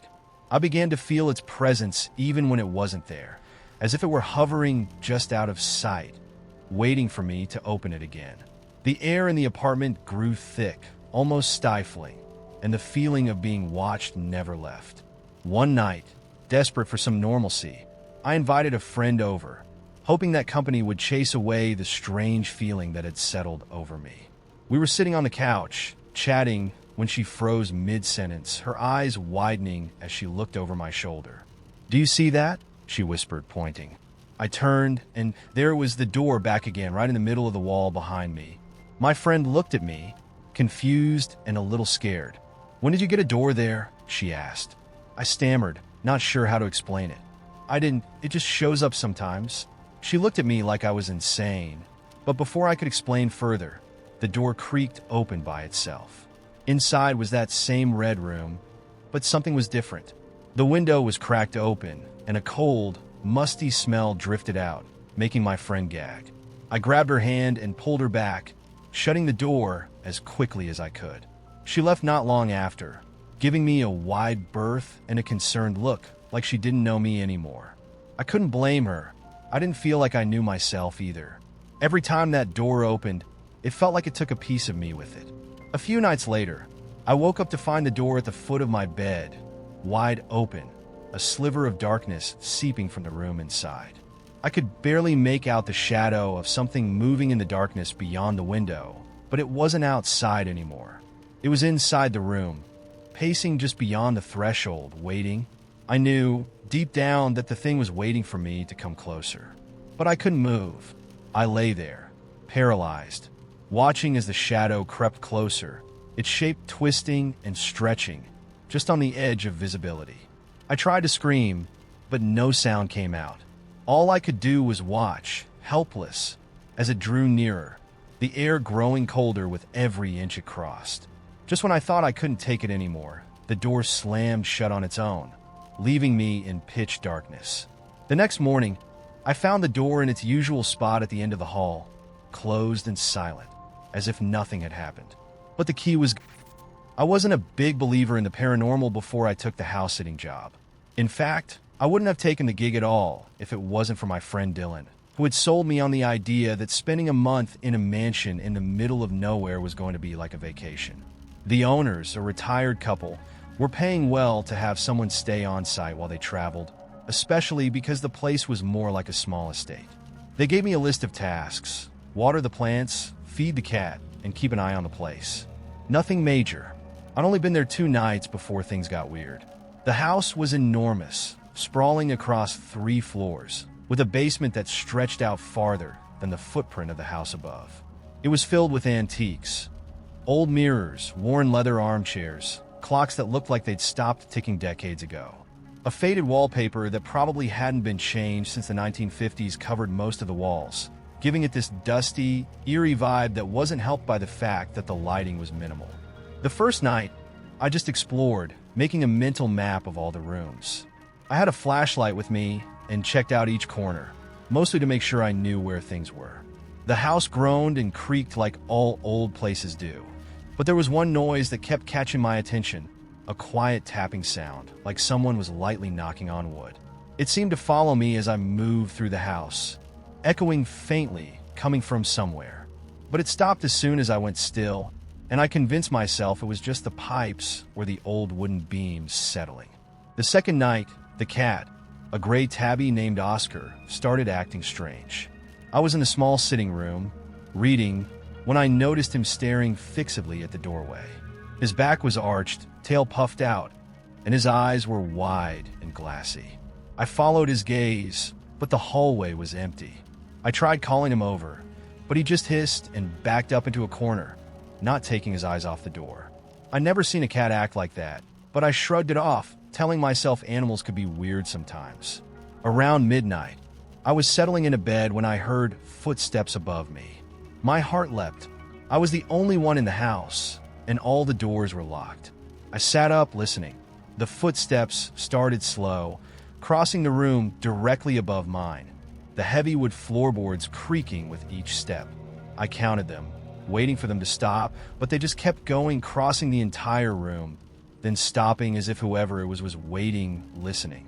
After what felt like forever, I forced myself to get up, grabbed the flashlight, and crept up the stairs, my footsteps as quiet as I could manage. I reached the second-floor landing, heart hammering, and shone the light down the hall. Nothing. No sound, no movement. I checked each room, one by one, until I reached the room directly above mine. It was a study with a large, dust-covered desk and an ancient armchair in the corner, both layered in a fine coat of dust that suggested they hadn't been touched in years. As I moved the flashlight across the room, I felt a prickling sensation at the back of my neck, as if I were being watched. I decided then and there that I was going to stay downstairs for the rest of my time there. I'd bring my laptop down, sleep on the couch, maybe even leave a light on if it helped keep me calm. That night, I barricaded the door with a chair, telling myself I was being ridiculous, that old houses creak and settle, and I was letting my imagination get the better of me. But the footsteps didn't stop. I started waking up every night, usually around 3 a.m., to the sound of them moving across the floor above me. And then they started in other parts of the house, the kitchen, the dining room, the hallways. It was like there was someone wandering aimlessly, never staying in one place long, but always moving, always there. And every morning, Oscar the cat seemed more agitated, slinking around the house, jumping at the smallest sounds, and constantly keeping an eye on the empty hallways as if something was lurking just out of sight. The worst of it started about a week in. I woke up at 3:17 a.m. to the sound of footsteps, but this time, they were coming from right outside my door. I could hear them, slow and steady, moving just past the door, then pausing right where I knew the chair was propped against the handle. I lay perfectly still, listening as my breath caught in my throat, praying that whatever it was would just go away. Then it knocked. 3 slow, deliberate knocks on the door. I stared at the door, barely breathing, waiting. The silence that followed was thick, pressing down on me. After what felt like an eternity, I heard the footsteps retreating down the hallway. I wanted to leave, but there was no way I was going out there in the dark with that thing still roaming the halls. The next morning, I called Dylan, told him everything, my voice shaking as I tried to keep myself calm. He laughed it off, saying I was letting the creepy old mansion atmosphere get to me, but I could tell he was a little unnerved too. Just hang in there, man. It's good money, right? A few more weeks, and you're out of there. I lasted another 3 nights. On the 4th night, something changed. I was in the living room, pretending to read, when I felt a presence behind me. I froze, afraid to turn around. The air felt heavy, like it was pressing down on me, making it hard to breathe. Slowly, I looked up, catching sight of something in the large, gilded mirror on the far wall. At first, I thought it was just my reflection, distorted by the antique glass. But then I saw it, a figure, tall and shadowy, standing directly behind me. Its head was bent at an unnatural angle, and I could make out the faint glimmer of its eyes staring directly at me. I turned around, but the room was empty. I didn't sleep that night.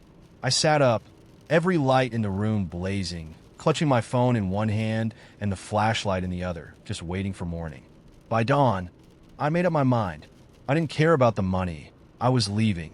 I threw my things into a bag, called the couple who owned the place, and left a voicemail apologizing profusely, but explaining I had to leave early due to a family emergency. I didn't wait for a response. I just walked out and never looked back. The weird part? They never called me back. No angry messages, no inquiries about what happened, nothing. They didn't even ask for their keys back. For weeks, I kept expecting them to reach out, demand an explanation, but there was nothing. It was like they'd forgotten about me entirely. I tried telling myself it was for the best, that it was over. But then, 2 months later, I got an email. No subject line, no text, just an image attached. My stomach dropped as I opened it. It was a photo of me, taken from behind, sitting on the couch in that living room in the dead of night, my flashlight pointed uselessly at the floor. Behind me, barely visible in the shadows, was the figure, its head tilted, staring directly at the camera. And then I got another email, just one line of text, "Come back." The first thing I noticed was the door. It was an ordinary Monday morning. I'd stumbled out of bed, bleary-eyed and in search of coffee, when I noticed it, a narrow, red-painted door at the end of my hallway. It was as if it had materialized overnight, squeezed between my bathroom and linen closet. And I knew for a fact it hadn't been there before. I didn't remember seeing it last night, or any day prior, for that matter. I stood there for a few seconds, just staring, trying to wrap my head around it. It didn't make sense. My apartment was small, old, and familiar. I'd been living here for 3 years, and I knew every creak and crack. There was no way I just missed a whole door. My hand was halfway to the knob before I thought better of it. I felt silly for hesitating, but something about that door gave me a weird, crawling sensation in my stomach, like I was better off not knowing what lay beyond it. I shook my head, muttering about needing more sleep, and went back to my morning routine. Throughout the day, though, I couldn't shake the image of that door. Every time I passed by it, I felt a strange pull, a silent, insistent urge to open it. I managed to ignore it, but it made it hard to focus on work, or on anything really. By the time the sun went down, I was ready to call it a night just to get away from it. But the next morning, things got weirder. I woke up to the sound of someone humming. It was faint, muffled, but unmistakable, drifting down the hallway from where the red door stood. I sat up in bed, listening, my heart racing. I lived alone, and I hadn't had guests in weeks. I waited, holding my breath, trying to make sense of it. The humming faded after a few seconds, leaving a thick silence that seemed even louder than the noise itself. I crept out of bed, walking down the hall as quietly as I could. The red door looked perfectly ordinary, as if it hadn't just been the source of some strange, ghostly tune. I half expected to find someone standing on the other side of it, grinning or laughing at my shock. But I was alone.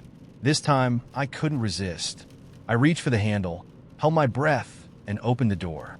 It swung open easily, revealing a narrow set of stairs leading down into darkness. The staircase looked old, lined with worn, wooden steps that creaked when I put a foot on them. The air was cool, and smelled faintly of damp earth. I strained my ears, but I couldn't hear anything beyond my own shallow breathing. I told myself I'd only take a quick look, just to settle my own nerves. I took a tentative step down, then another, feeling my way along the wall in the dark. After maybe a dozen steps, I reached the bottom, and my hand found another doorknob. The door creaked as I opened it, revealing my own hallway. I stood there, staring, my mind reeling. It was the exact same hallway I'd just come from, down to every detail. The scuffed walls, the creaky floorboard near my bedroom. But something felt off. The light was dimmer, tinged with a strange grayish hue, like the colors had all been washed out. I slowly made my way forward, glancing around. My heart pounded in my chest as I peeked into the living room. Everything was just as I'd left it, but there was something wrong, something I couldn't quite place. Then I noticed Jasper, my cat, curled up on the couch. But Jasper wasn't moving. His eyes were open, staring blankly ahead, his body stiff and unmoving. I backed away, my stomach twisting. I didn't even know if I'd locked the front door before coming down here, and the thought of someone creeping in and setting up this sick imitation of my apartment made my skin crawl. But as I stumbled back into the hallway, I noticed something else, the red door. It was there, right where it had been, waiting. Without thinking, I bolted back through it, up the stairs, and into my own hallway. Only when I was back did I let out the breath I'd been holding. My Jasper was sitting by the door, alive and well, blinking up at me as if he couldn't understand my distress. I knelt down, letting him rub against me, feeling a wave of relief. For the rest of the day, I tried to pretend it hadn't happened. I told myself I'd imagined it, that I was dreaming. But that night, I heard the humming again.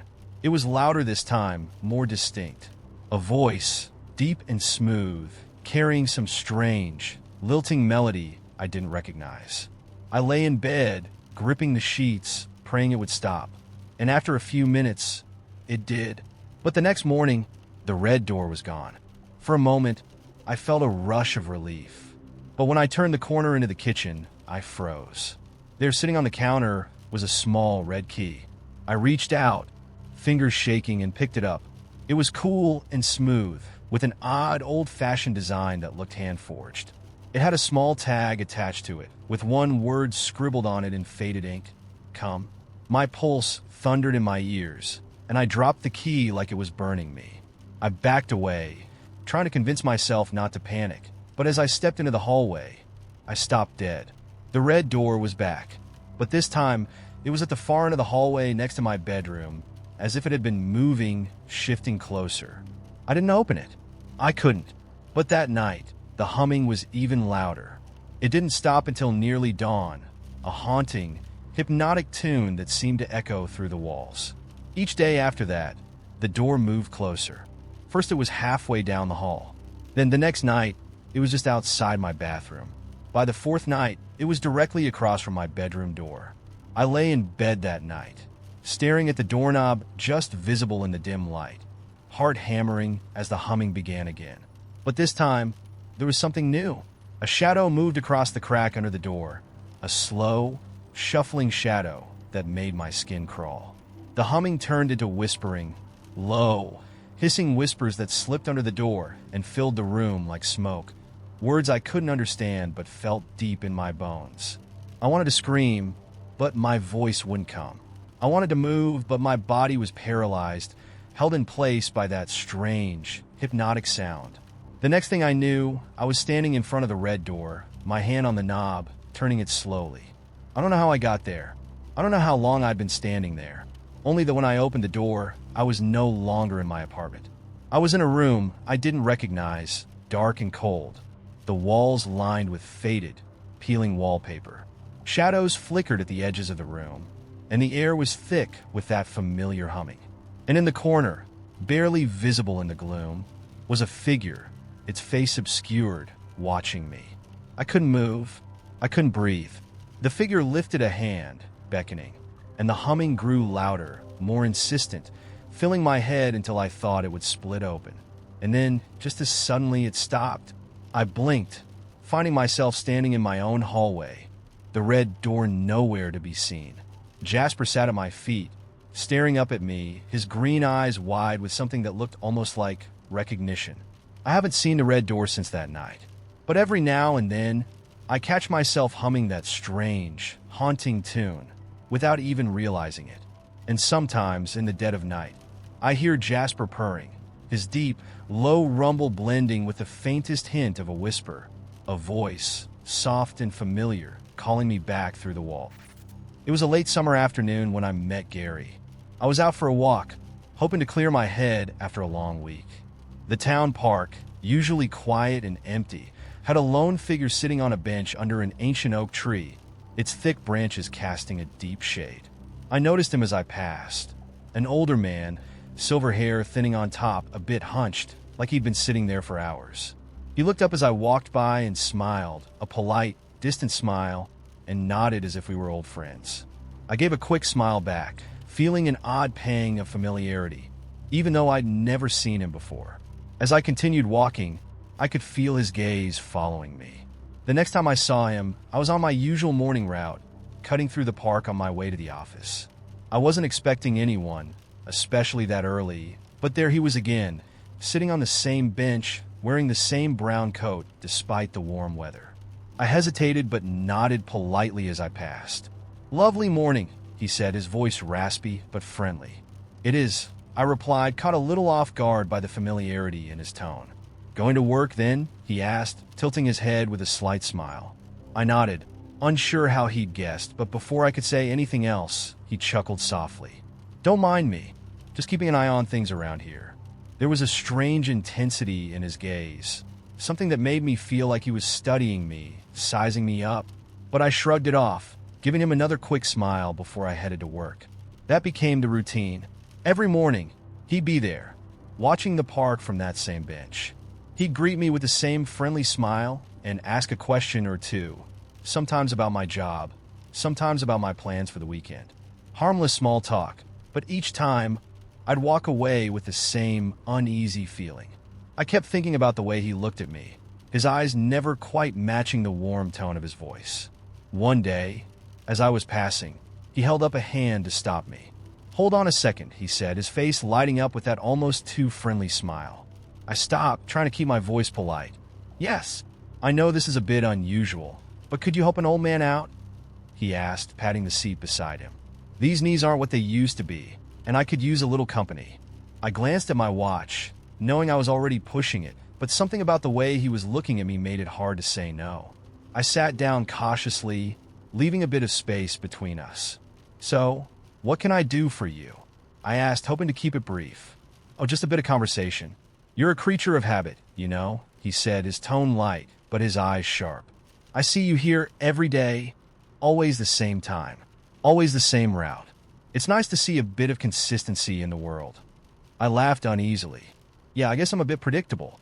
He nodded slowly, his gaze fixed on me with an intensity that made me feel exposed. "Routine's a good thing," he murmured. "Makes it easier to keep track of the important things. Like safety." I didn't quite know what to say to that, so I forced a smile, thanked him for the advice, and excused myself. But as I walked away, I couldn't shake the feeling that his words had meant something more. That night, I dreamed of the park. In my dream, it was dark, the trees casting long shadows, and I could see Gary's silhouette on the bench, watching me with those piercing eyes. I woke up feeling unsettled. The image burned into my mind. The next morning, he wasn't there. His absence felt odd, like the park was missing something essential. I tried to brush it off, telling myself he'd probably just had a late start. But when I saw him again a few days later, he looked different. His smile was the same, but there was a faint bruise on his cheek, half hidden beneath his thinning hair. "Rough week?" I asked, not sure why I was bringing it up, but he nodded, touching the bruise with a wry smile. "Just life," he said cryptically. "Sometimes it gives you reminders." I didn't press for details, but I couldn't stop thinking about it. After that, he was gone for a whole week. No Gary, no familiar nod or odd comment as I passed his bench each morning. Then, one night, as I was getting ready for bed, I heard a faint knock on my front door. I froze, heart racing. I wasn't expecting anyone, and the hour was late. I crept to the door, peering through the peephole. No one was there. Just as I was about to turn away, I heard the knock again, this time louder. I opened the door a crack, my heart pounding, and saw a small envelope lying on the doormat. I looked around, but the street was empty. The envelope was plain, with my name scrawled in messy handwriting. Inside was a note written on a torn piece of lined paper. "Be careful. Things aren't always as they seem." I stared at the note, feeling a mix of confusion and fear. I recognized the handwriting immediately. It was Gary's. The next day, he was back at his bench, as if nothing had happened. He waved me over as I passed, his face lighting up with that strange, knowing smile. "I see you got my message," he said casually, patting the bench beside him. I hesitated but sat down, gripping my bag tightly. "Gary, what was that note about?" He looked at me with a calm expression, but his eyes were intense, sharper than I'd ever seen them. "Sometimes, you need to be reminded to stay on your guard," he said, his voice low. "There are people in this world who'll take advantage of your routines. They watch, they wait, until they know your every move." My stomach twisted. "Why are you telling me this?" He chuckled, a dry, humorless sound. "Because I used to be one of them," he said, his gaze unwavering. "I know how easy it is to slip through the cracks, to wait for someone to get comfortable. I've seen what happens to people who aren't careful." I felt a chill run down my spine. The way he was looking at me made me feel like he was seeing right through me, like he knew something I didn't. "Why are you warning me?" I asked, my voice barely a whisper. He leaned closer, his voice barely audible. "Because you remind me of someone I couldn't save. This time, I want to get it right." He stood up abruptly, giving me one last look before he walked away, disappearing into the shadows of the trees. After that, he was gone again.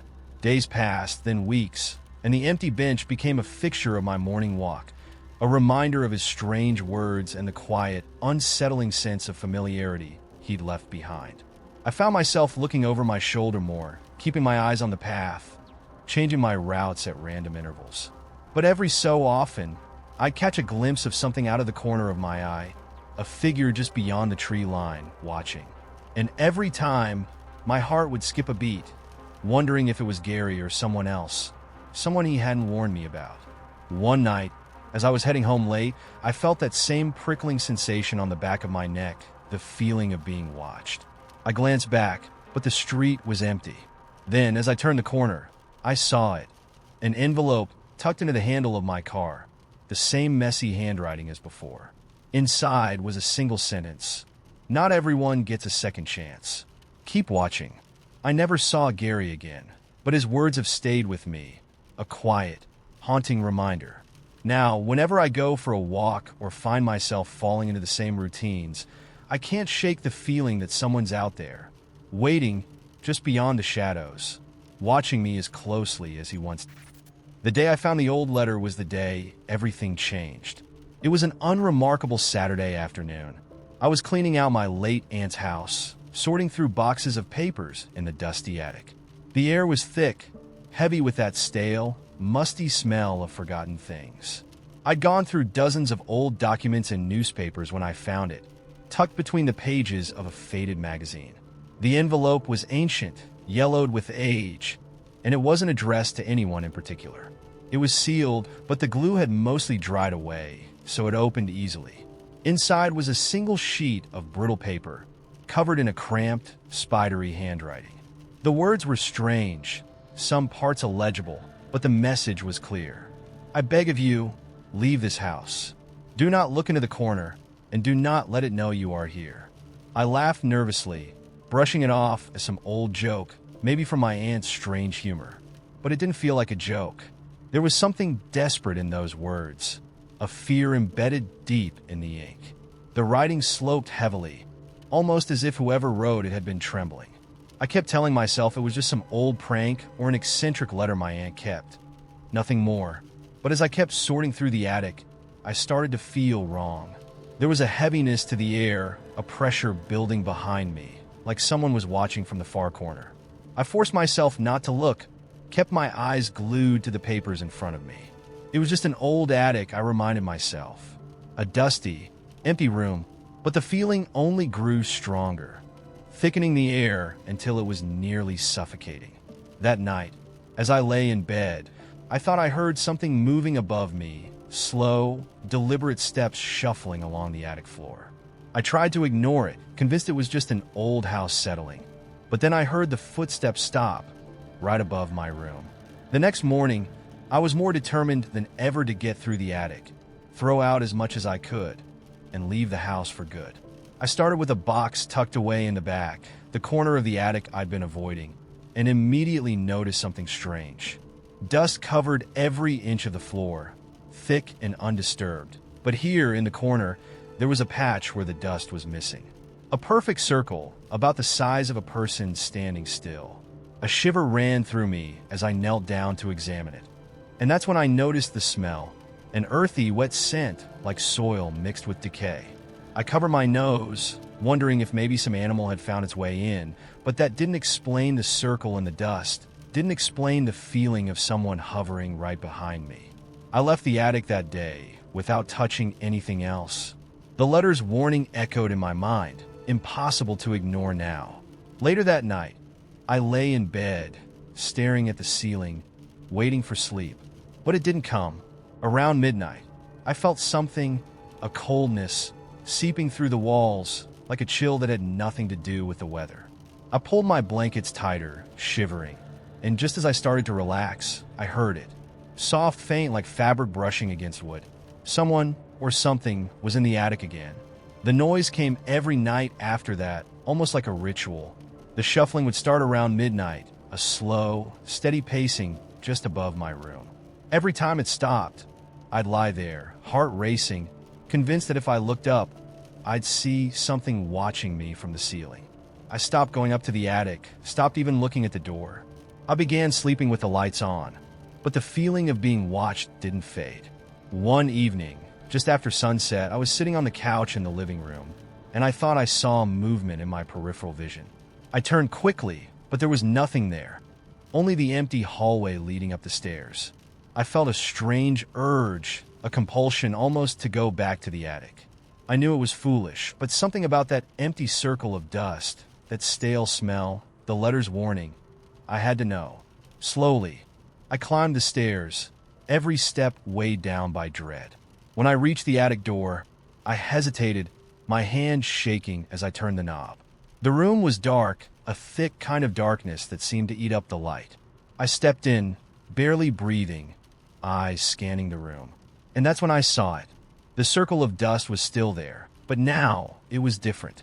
In the middle of that empty patch, someone had left a pile of small objects, a rusted key, a broken locket, a thin metal ring, all old, worn, and caked with grime.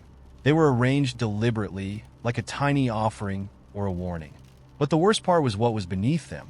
The floorboards within the circle were warped, splintered, almost as if they'd been soaked in water and then dried out. There was a faint stain around the edges, brown and faded. I couldn't look away, though every instinct told me to leave. And then I heard it, a faint whisper, coming from the walls, a voice so quiet it was barely there. I couldn't make out words, just a tone, a desperate, pleading tone. I left the attic and locked the door behind me. But that night, the footsteps were louder. They started as usual, just above my bedroom, but soon they moved, drifting down the stairs, growing heavier, closer. I gripped the blankets, heart racing, afraid to even breathe.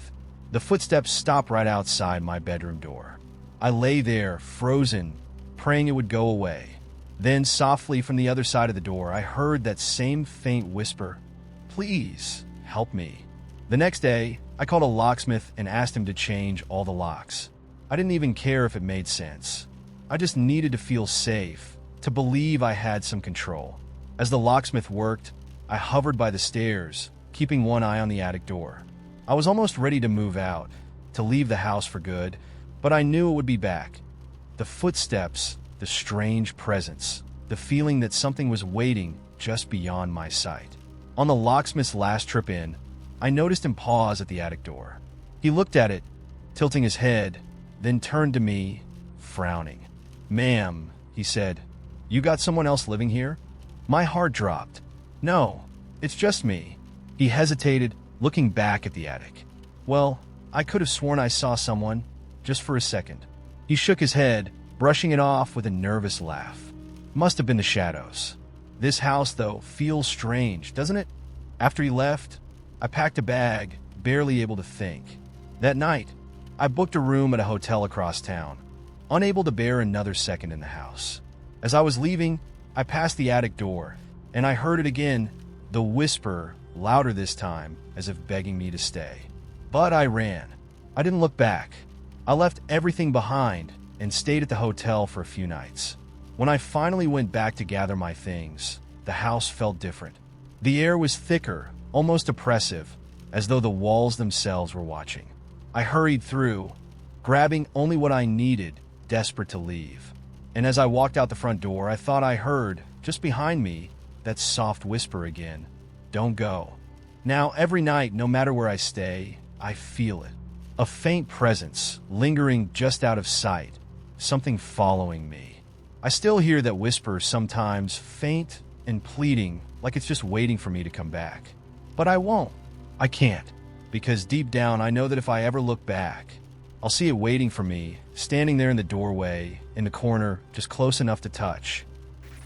I was alone in the office when the phone rang. It was late, around midnight, and I was wrapping up work I'd let pile up for weeks. I'm an architect, and I'd been working on plans for a new office building downtown. My eyes were gritty from staring at the computer screen, and my mind was in that foggy, half-conscious state where every shadow looked strange. So when the phone rang on the landline, a clunky, outdated thing we kept around for emergencies, it jarred me awake. The display was blank. No caller ID. I hesitated for a moment, fingers hovering over the receiver, then picked it up. "Hello?" There was silence on the other end. Faint static, like the caller was standing in a windy place. I was about to hang up when a voice whispered, "Don't forget the 8th floor." I froze, a chill rippling down my spine. What? Who is this? Silence again. I could hear my own heartbeat, loud in the quiet office. After a few seconds, the line clicked and the call ended. I stared at the receiver for a long time, the words echoing in my mind. Don't forget the 8th floor. The thing was, my building design didn't have an 8th floor. It was a modest 6-story complex, a standard office building.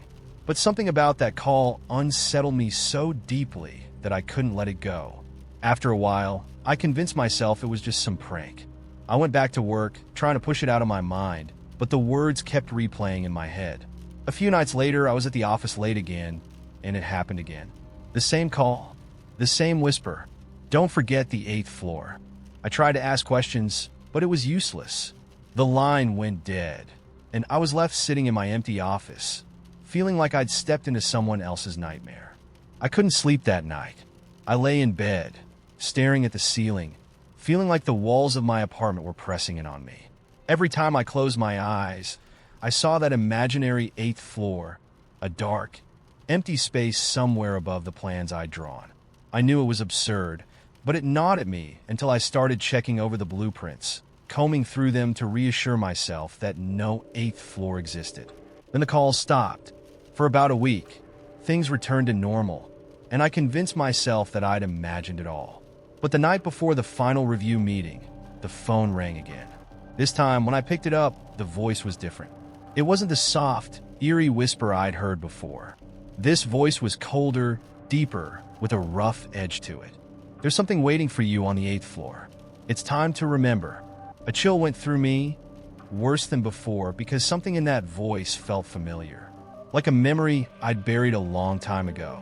I hung up and turned the phone off, telling myself I was done with whatever game this was.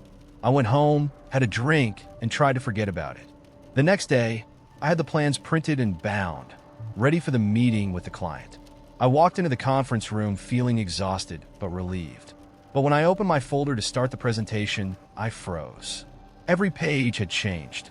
The plans for floors 1 through 6 were exactly as I'd left them, but there was a new page inserted at the end. It was a layout for an 8th floor. The lines were perfect, drawn in my own hand, matching my style exactly. A large, open space with no windows, no interior walls, just a single elevator marked at the far side. I stared at it, a sickening sense of dread filling my stomach. I had never drawn this. I knew every inch of that building, and there was no 8th floor. But here it was, clear as day, the 8th floor staring back at me like a silent accusation. My boss cleared his throat, snapping me out of my daze. He was waiting for me to start, along with the client, and both of them looked impatient. I fumbled through the presentation, trying not to look at the last page, but the weight of it was there, pressing on me, making my skin crawl. When the meeting ended, I excused myself, mumbling something about not feeling well, and rushed back to my office. I tried to delete the file, but every time I reopened it, the 8th floor was there. I couldn't escape it. The words from the phone calls haunted me, repeating in my mind, "Don't forget the 8th floor. It's time to remember." Later that night, I decided to go to the building site. I had to see it for myself, to prove to myself that there was no 8th floor, that it was just my mind playing tricks. The building was nearly complete. The construction team had wrapped up the main structure, and all that was left was the interior finishing. I parked outside, staring up at it, a looming shape against the night sky. I took the elevator to the 6th floor and stepped out into the darkness. The place was empty, silent except for the faint hum of the air vents. I wandered through the half-finished rooms, my footsteps echoing, feeling foolish for even being there. But then, near the back of the floor, I noticed something I hadn't seen in the plans. An additional set of doors hidden behind a temporary plywood barrier. I pushed the barrier aside, heart pounding, and there it was, an elevator. An old one, the kind with scuffed metal doors and a faded button panel. It was out of place, like it didn't belong in a modern office building. I reached out, hand shaking, and pressed the button. The doors slid open with a groan, and I stepped inside. There was only one button on the panel, marked 8. I stared at it, feeling a strange compulsion to press it. A sense of dread filled me, but my finger moved on its own, pressing the worn button.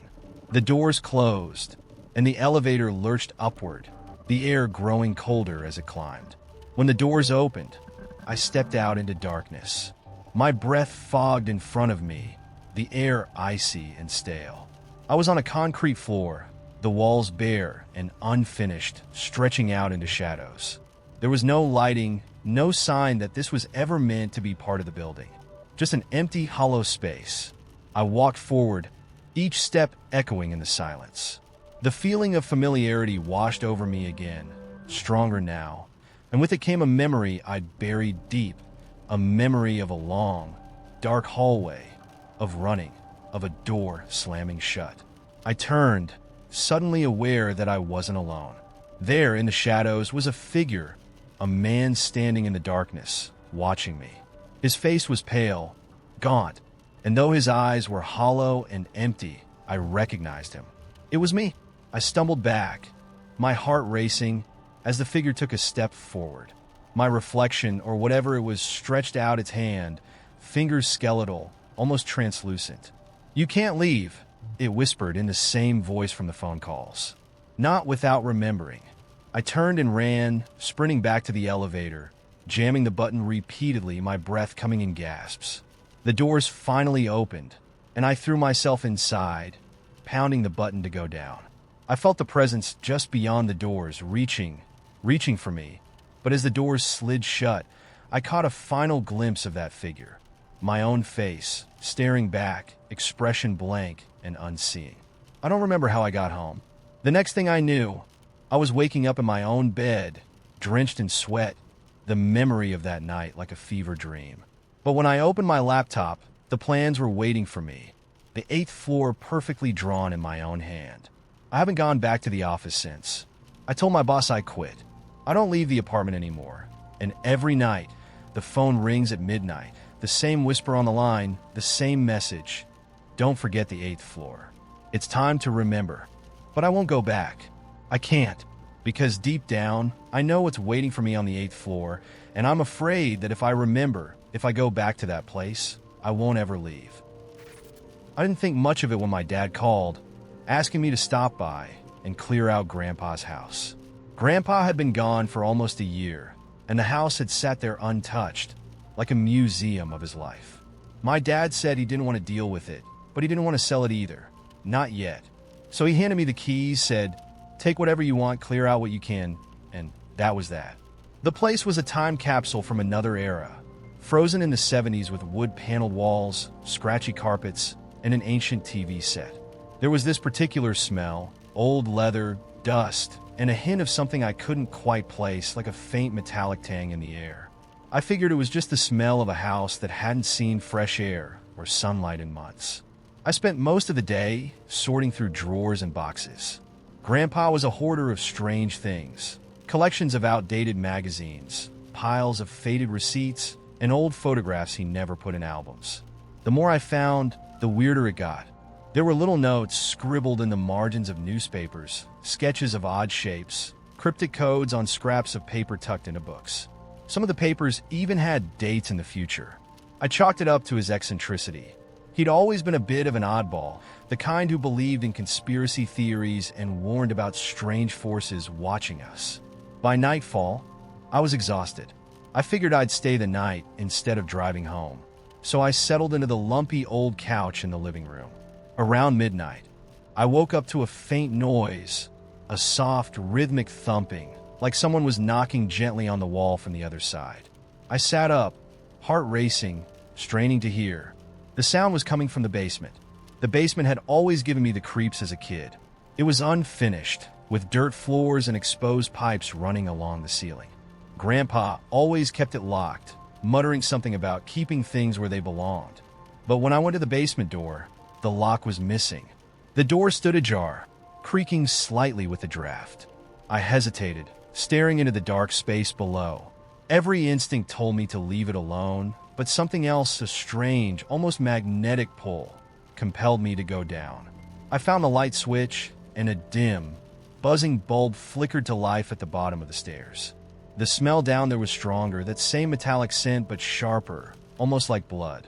The room was filled with stacks of old crates and boxes, and something odd, lines of white chalk on the floor, forming intricate patterns that looked like they'd been done with obsessive care.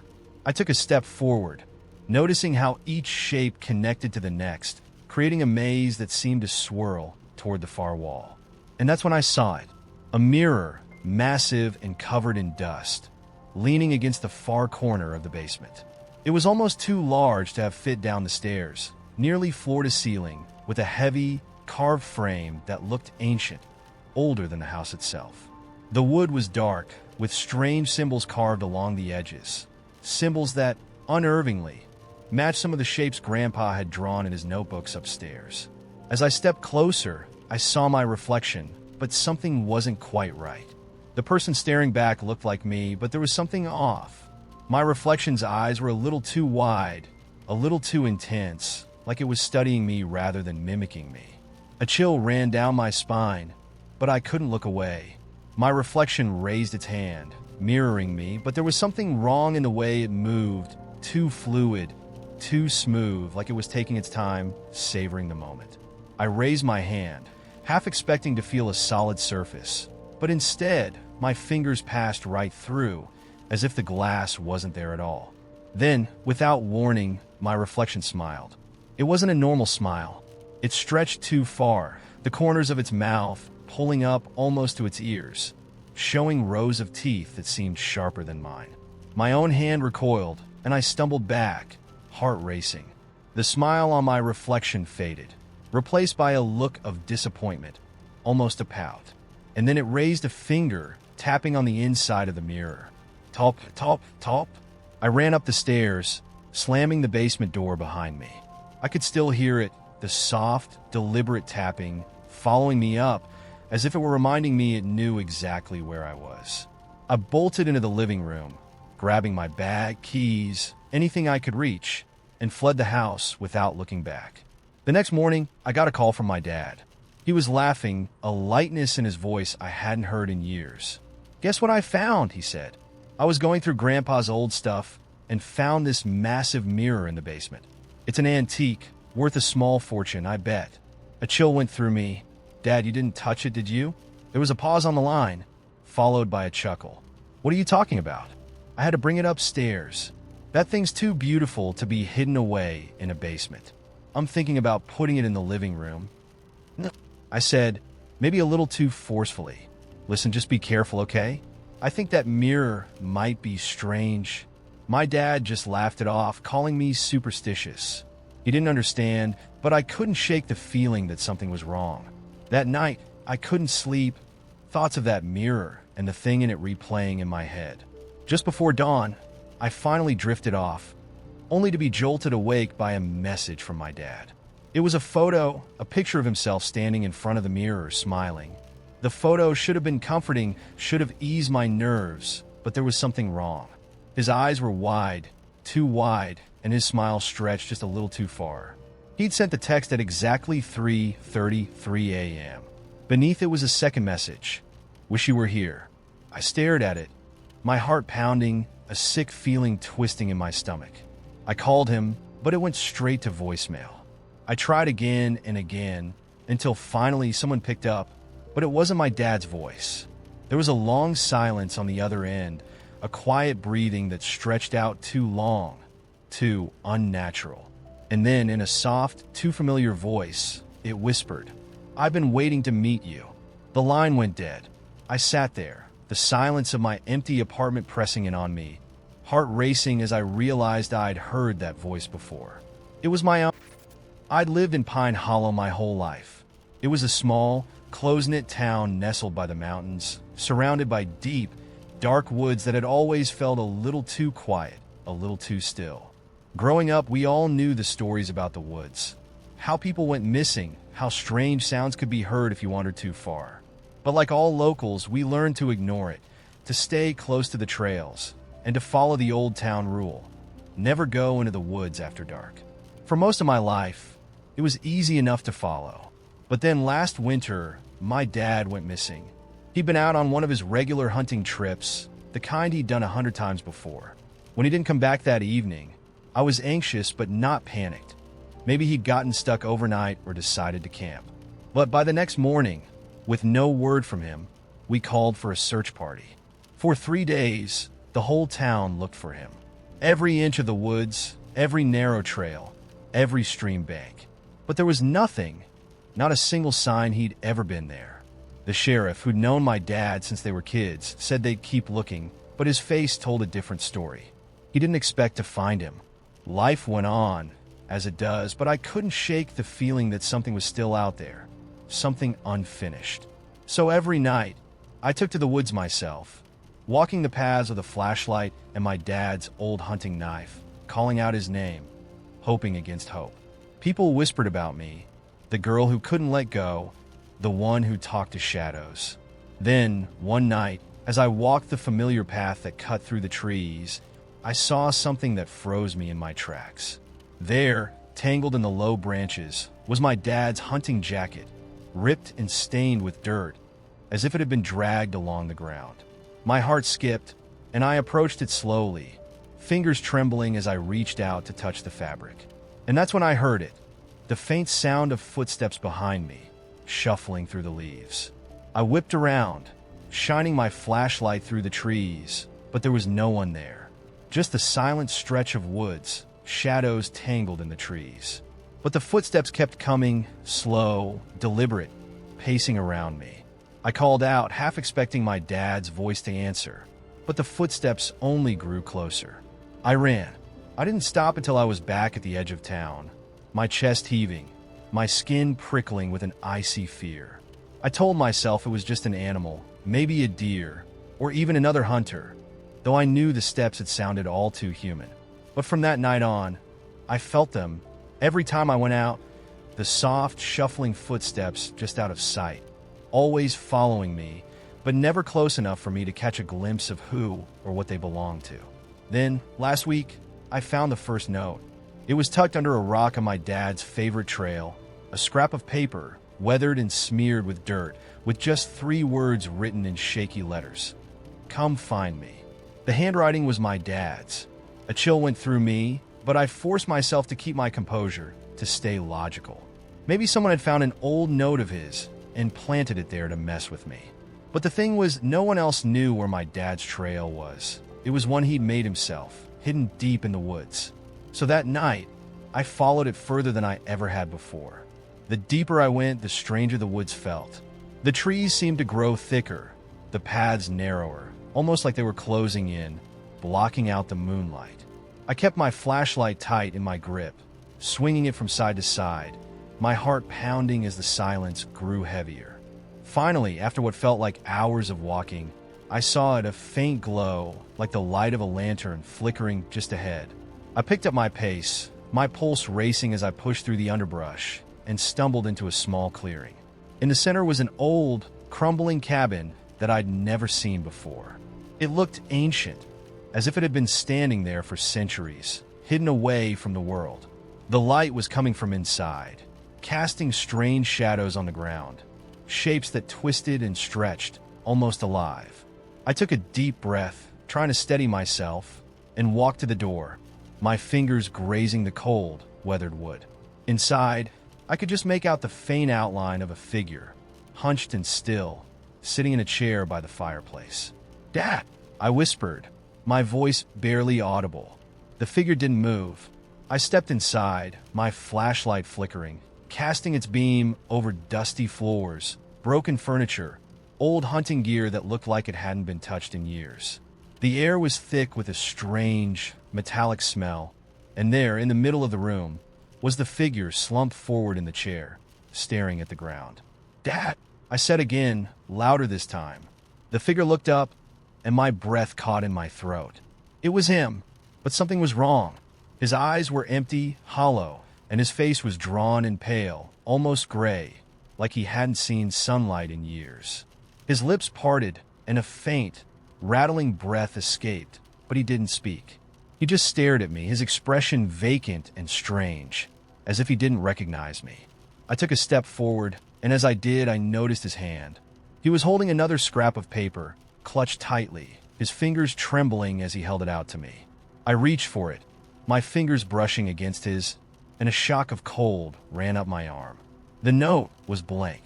I looked back up at him, my mind racing, heart hammering, but his face remained expressionless. He slowly lifted his hand, pointing to the far corner of the cabin, where a shadow stretched across the floor, dark and unmoving. I shone my flashlight at it, and as the beam cut through the darkness, I saw something that made my blood run cold. There, on the ground, was a trapdoor, partially open, leading down into darkness. A smell wafted up from it, thick and foul, like rot and decay. My stomach twisted, but I felt an invisible force pulling me toward it, an urge I couldn't ignore. I looked back at my dad, but his face was empty, his eyes fixed on the ground, as though he was no longer aware of me, or maybe never had been. I felt like I was standing in a dream, my body moving without my consent as I approached the trapdoor, peering down into the blackness below. Taking a deep breath, I descended the creaking wooden steps, the darkness swallowing me whole. The air grew colder, the smell more pungent, almost unbearable. But something drove me onward, a force that felt beyond my control. At the bottom, I found myself in a narrow tunnel, the walls damp and close, as if they were pressing in on me. The silence was absolute, except for the sound of my breathing and the faint, distant drip of water. I kept moving, the flashlight flickering as shadows danced around me. Then, I heard it, a faint whisper, echoing through the tunnel, calling my name in a voice that was unmistakably my dad's. I froze, straining to listen, but the voice had already faded. Swallowing hard, I pressed on, feeling like I was being led by invisible hands. Finally, the tunnel opened up into a cavern, and there, in the middle, was something I can't explain, something that defies words. It was a figure, hunched and twisted, its limbs impossibly long, its skin stretched tight over bone. Its face was shrouded in shadow, but its eyes were visible, glowing with a sickly, unnatural light. They locked onto me, and in that moment, I felt everything inside me go cold. The creature spoke in a voice that was a twisted mockery of my dad's, echoing through the cavern with an awful, rasping tone. "I've been waiting just for you." I staggered back, my flashlight flickering, my mind racing as I tried to make sense of what I was seeing. But as I turned to flee, the tunnel was gone, replaced by solid rock, trapping me in that dark, silent place, alone with the creature. It reached out a bony hand, its fingers brushing against my cheek, and everything went dark. The next thing I remember, I was back in my room, lying in bed, the morning sun streaming through the window. I sat up, heart racing, my skin clammy with cold sweat, as though I'd just awoken from a nightmare. But there, on my nightstand, was a small scrap of paper smeared with dirt. Written on it, in shaky handwriting, was a single line: "We're still here. Come find us." And every night since, I hear the whispering start again, calling my name from deep within the woods, as though it's waiting, just out of sight. In the beginning, it was just a feeling. Nothing I could put my finger on, but the kind of sensation you get when you're sure someone is watching you from across a room, yet there's no one there when you turn around. That feeling crept up day after day until I felt like I was being suffocated in my own home. And the weirdest part? I couldn't tell if it was real or if I was just losing my mind. Lily and I had been together for 5 years. She was my rock, my best friend, the person I couldn't wait to come home to every day. It was that sort of love where I never even questioned whether I could trust her. But something changed last spring. She started acting off. It wasn't any one thing at first, just these tiny shifts.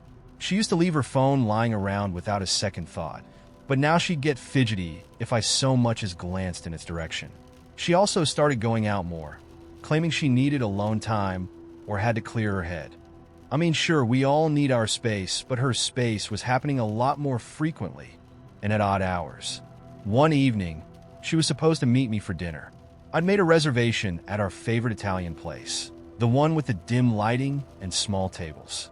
I sat there for almost 45 minutes, watching other couples laughing, eating, their conversations filling the air, while I sat alone, my food getting colder by the second. I kept texting her, asking if she was all right, but her replies were vague, just "I'm coming. Sorry, traffic." She finally showed up an hour late, hair slightly disheveled, breathing a little heavy. I asked her where she'd been, and she shrugged it off, muttering something about a meeting running long. She didn't make eye contact once. That's when the first real crack appeared. It kept getting worse. I noticed the subtle things first. How she'd laugh at her phone when I was in the other room. The way she'd angle it away from me, as if it were a priceless artifact. Sometimes, she'd get a message, her eyes lighting up in a way that I hadn't seen in a long time. I told myself not to jump to conclusions, that she was probably reconnecting with an old friend or something. But part of me couldn't shake the feeling that I was being shut out of some secret world she'd created, a place where I wasn't invited. Then one night, I woke up and found her sitting on the edge of the bed, her phone in hand, staring at it like it held the answer to every question she'd ever had. I pretended to be asleep, watching her out of the corner of my eye. She was typing furiously, and when she was done, she smiled this small, private smile that I hadn't seen in a long time. It felt like that smile wasn't for me. That smile was for someone else, someone who wasn't lying in that bed, who wasn't tangled up with her in the same sheets. The next day, I confronted her about it. I tried to keep it light, asked her if something was going on, if maybe there was something on her mind. She brushed it off with a laugh that felt forced, her words rushing out too quickly. "You're overthinking things, babe," she said, wrapping her arms around my neck. "You know I love you." But that hug felt like a goodbye. A few weeks later, we went to a party at a friend's place. I was hoping that a night out together would help us reconnect, maybe shake off whatever was hanging between us. We arrived together, but after an hour, I looked around and she was nowhere to be found. I asked a couple of people, and someone said they saw her go outside for some air. I went out back, expecting to find her alone, but instead, I saw her standing off to the side, huddled close to a guy I didn't recognize. They were talking quietly, laughing, her hand on his arm. When she saw me, her face went pale. She introduced him as an old friend, but he barely looked at me, and she wouldn't meet my gaze. I didn't say anything then. I didn't want to make a scene, but something inside me snapped that night. After that, I started to distance myself. I'd stay out late, finding excuses to avoid going home. It felt like our relationship was this old house falling apart, one that neither of us was willing to admit needed to be torn down. We'd tiptoe around each other, pretending not to notice how hollow everything had become. I kept waiting for her to tell me the truth, but she never did. Finally, one night, I decided to test my suspicions. I told her I had to work late, but instead, I parked down the street and waited. I felt like a fool, sitting there in the dark, but I had to know. Around 9 p.m., I saw her leave the house, dressed up, looking more alive than she had in months. She got into her car and drove off, and I followed her, my heart pounding in my chest like it was about to explode. She drove across town, stopping at this little restaurant I'd never even heard of. She went inside, and I waited, feeling like I was suffocating. After a few minutes, she came out, hand in hand with the guy from the party. They laughed, leaning into each other, his hand brushing a strand of hair from her face. It was like watching someone I didn't know. When I got home, I felt empty, like a part of me had been carved out and tossed away. She came back later, slipping in a bed beside me, smelling of his cologne. I lay there, wide awake, her breathing soft and steady next to me, wondering how I'd missed the signs for so long, how I'd ignored the nagging feeling in my gut. I realized I'd known all along. I just hadn't wanted to admit it. The next morning, I confronted her. She didn't deny it. She just sat there, eyes blank, as if she'd been expecting this moment all along. "I didn't mean for it to happen," she whispered, but her words felt hollow, rehearsed. I asked her if she loved him, and she didn't answer. I think that was my answer right there. She moved out a week later, leaving behind only her favorite coffee mug and a couple of old sweaters. The apartment felt strange, empty, as if her ghost was still lingering, haunting every corner. I kept finding pieces of her everywhere. In the kitchen drawer, the back of the closet, even an old note tucked in a book I hadn't touched in years, where she'd written, "I'll love you forever." I stared at that note for a long time, wondering how something so certain could just fade away. Months passed, and I found myself piecing my life back together. There were moments I missed her so intensely that it felt like a physical ache, like I'd lost a limb. But slowly, the pain started to dull, replaced by something softer, a kind of acceptance. She'd been a part of my life, a chapter that had ended, but not my whole story. Looking back, I realized that trust isn't just something you give. It's something you build, brick by brick, every day. I'd let our foundation crumble, turned a blind eye to the cracks, and by the time I saw them, it was too late. I don't know where she is now, or if she ever thinks about me. But I do know that the next time I love, I'll be different. Wiser maybe, or just a little more careful with the pieces of my heart I choose to give. It was late when I got off work that night. I was exhausted, the kind of bone-deep tired that makes everything seem foggy and surreal. I worked as a bartender at a quiet little place on the edge of town, and our closing shifts sometimes stretched into the early hours. I was waiting for the last bus home, tapping away on my phone, trying to stay awake. That's when I noticed him. He was sitting on the bench at the end of the bus stop, just out of reach of the faint, flickering streetlight. He wasn't doing anything suspicious, really. Just sitting there, staring down at the ground with his hoodie pulled up, hands shoved in his pockets. But something about him felt wrong. I could feel his gaze shifting up toward me every so often, and every time I glanced in his direction, he'd look away quickly, like he'd been caught doing something he shouldn't. I tried to ignore it. The late-night bus stop crowd always had its fair share of weirdos, and I just wanted to get home and collapse. When the bus finally pulled up, I boarded quickly, relieved to leave him behind. I chose a seat toward the front and let out a sigh, closing my eyes, grateful that my stop was only a few minutes away. Then, just as the doors were about to close, he got on. I felt my heart skip a beat as he walked past me and took a seat toward the back, angled just enough so that I couldn't see his face. I told myself it was nothing, that he was probably just headed home too, but I couldn't shake the gnawing unease that clung to me, as if I'd missed some vital detail in his expression, his posture, something hidden just under the surface. When I finally reached my stop, I practically leapt off the bus and speed walked down the sidewalk.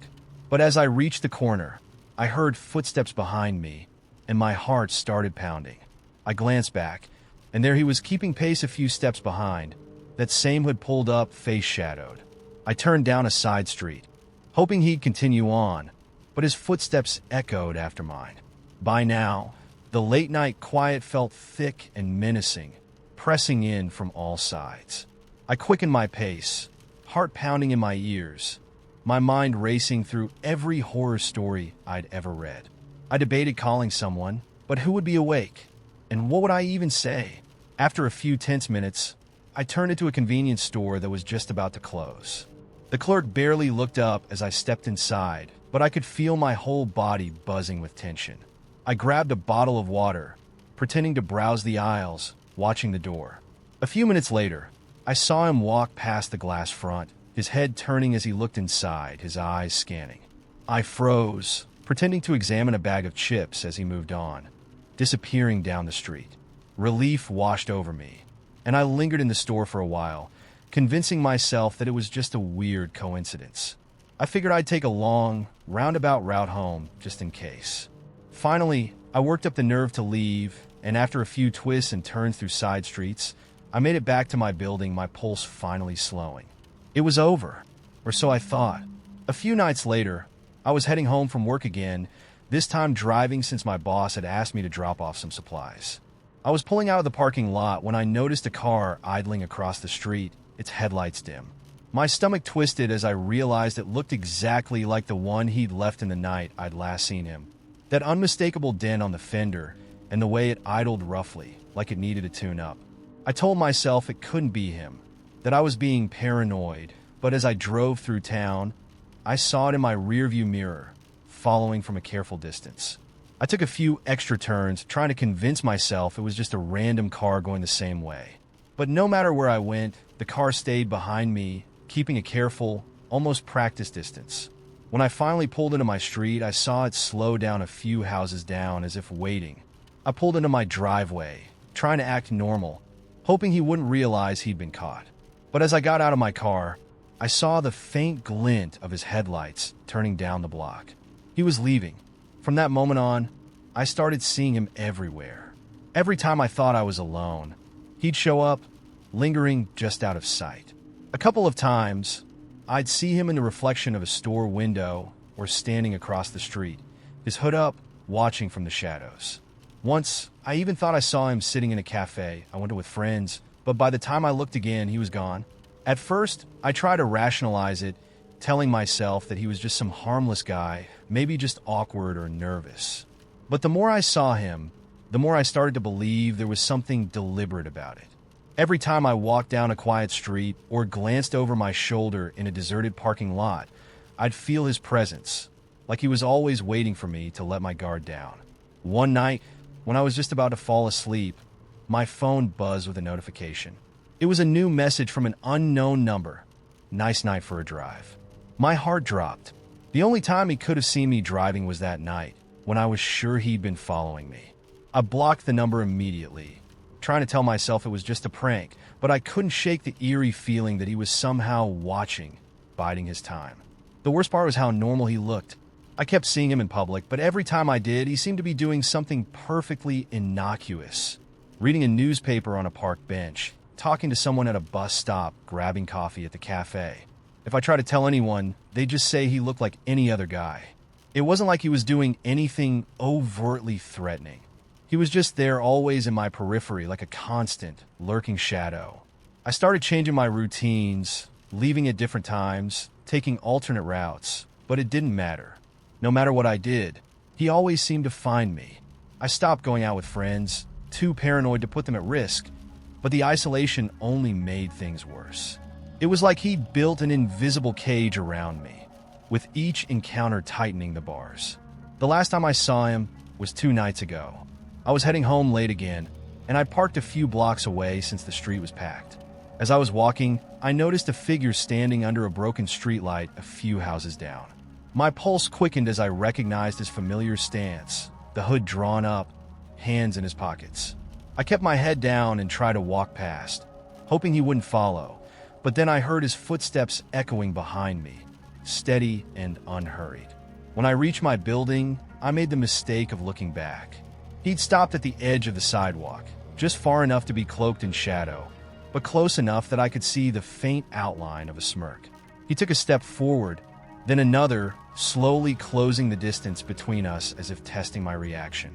I fumbled with my keys, heart racing, barely able to keep my hand steady. Just as I got the door open, he stopped. He lifted his hand in a strange, almost theatrical wave, his fingers waggling like he'd just had a pleasant conversation with an old friend. And then he turned and walked back down the sidewalk, vanishing into the night. I haven't seen him since, but the absence feels worse, somehow, like he's still out there, hiding just out of sight, waiting for the right moment. I don't know if he'll come back or if he's already moved on to someone else, but I can't shake the feeling that I'm still being watched. Every time I walk outside, I half expect to see him again, that same unsettling figure lingering in the background, watching with that calm, knowing smile. It's like he's planted himself in my mind, leaving me to question every shadow, every stranger, every sound in the dark. And I can't help but wonder if that's exactly what he wanted all along. It began on a random Tuesday, that itch at the edge of my mind, the feeling that something was slightly off. I'd been working late, catching up on projects with a looming deadline, so when I left the office around midnight, I was the last person out. The elevator ride down was uneventful, though my eyes felt heavy and the fluorescent lights overhead cast a sickly yellow glow. The building lobby was quiet, empty as I expected at that hour, except for the security guard, who nodded at me as I passed. The city outside was still and cold, all concrete shadows and hollow echoes. I was used to the late nights, but there was something different about this one, something that made the city's silence feel purposeful. Halfway home, I turned onto my usual street, a residential strip with rows of identical buildings. That was when I noticed a glow coming from a window in the building directly across from mine. It was a warm, flickering light, and something about it held my gaze. I'd never seen anyone in that apartment, never seen a single light on in all the years I'd lived here. As I stood there, watching, the light abruptly went out. I waited, staring up at the dark window, feeling like I'd just missed something important. Then I shrugged it off and went inside, chalking it up to my imagination. After all, I was tired, and nothing feels stranger than the world after midnight. But the next morning, I could still feel that eerie pull. The memory of that window, that light, gnawed at me in a way I couldn't explain. I glanced up at the window again as I left for work. Dark, empty, no signs of life. I started to walk away, but I caught a glint of something moving up there, a shadow passing quickly, almost too quick to see. The strange feeling lingered all day. Over the next week, I became fixated. Every night I'd get home and look up at that window waiting. Sometimes I'd see a light flickering again, the same warm glow, and if I stared long enough, I'd catch that shadow moving inside. I started to notice small things changing around me, too. It was the little stuff at first, things most people wouldn't even clock, my keys shifting a few inches on the counter, a stack of papers moved from my desk to the couch, a book open to a page I hadn't left it on. But the details were too specific, too deliberate. Every time I noticed something out of place, I'd get that same feeling as I had watching the window, like something was quietly watching me back. Then one night, I came home and saw a light on in my own apartment from outside. It was strange because I always double-check that everything's off before I leave. I hesitated, wondering if maybe I'd forgotten, but a chill crept down my spine, and I couldn't shake the feeling of being observed. I took the stairs up, trying to steady my breath, gripping my keys tightly. I braced myself as I unlocked the door, expecting to find an intruder or something out of place. But the apartment was exactly as I'd left it. Nothing missing, no sign of anyone. I laughed it off, trying to tell myself I was just being paranoid. And yet, as I set my keys down on the counter, I noticed a sticky note on the fridge. Written in my handwriting, it simply said, "Stop looking at the window." My blood went cold. I knew I hadn't written it. I knew it hadn't been there when I left. I tore the note down, trying to laugh at the absurdity of it, though my heart raced. I tried to sleep that night, but every time I closed my eyes, I'd imagine someone standing over me, watching. I tossed and turned until the sun came up, and by morning, the note was gone. The next night, as I left work, I found myself dreading going home. I walked slowly, dragging my feet, but eventually turned onto my street. I forced myself not to look up at the window across the street, ignoring the tingling sense of awareness crawling up my neck. But as I approached my door, I could feel it, a presence like eyes fixed on my back. Against my better judgment, I turned and looked up. There it was again, the warm, flickering glow from that apartment window. And this time, standing in the center of it, was a figure. It was me. I blinked, staring up, feeling my knees go weak. My exact reflection, standing still, peering down at me. She was wearing the same clothes I had on, the same coat, with a faint, almost imperceptible smile. I was rooted to the spot, unable to look away as she lifted a hand and gave me a small, slow wave. I ran inside and slammed the door, heart racing. My mind was spinning, trying to rationalize it, trying to tell myself it was just a trick of the light or maybe some bizarre coincidence. But deep down, I knew what I'd seen. I couldn't sleep that night, lying awake with the lights on, glancing around my apartment for any signs of that strange, shadowed presence. I kept glancing at the window, expecting her to be there, just outside looking in. The next few days passed in a blur, the world around me feeling more like a dream or maybe a nightmare. I kept noticing small, unsettling changes. The clock on my microwave would reset to midnight every morning. My phone's alarm would go off at random times with no explanation. My apartment felt thinner, somehow like the walls had lost their solidity. I started seeing her reflection in places she couldn't possibly be. In windows, in the bathroom mirror, even in the blank screen of my computer monitor. One evening, desperate for answers, I took out a pen and wrote myself a note, a question. What do you want? I left it on the kitchen counter, waiting for a response, feeling ridiculous but driven by some deep, unsettling instinct. The next morning, the note was gone, but a different one was left in its place. It was written in my handwriting, though I had no memory of writing it. It said, "Stop asking. It's already yours." That night, when I looked out the window, my apartment building across the street was dark. No flickering light, no shadow, no one waving. Just a quiet, lifeless block of concrete. For the first time, I felt a strange mix of relief and disappointment.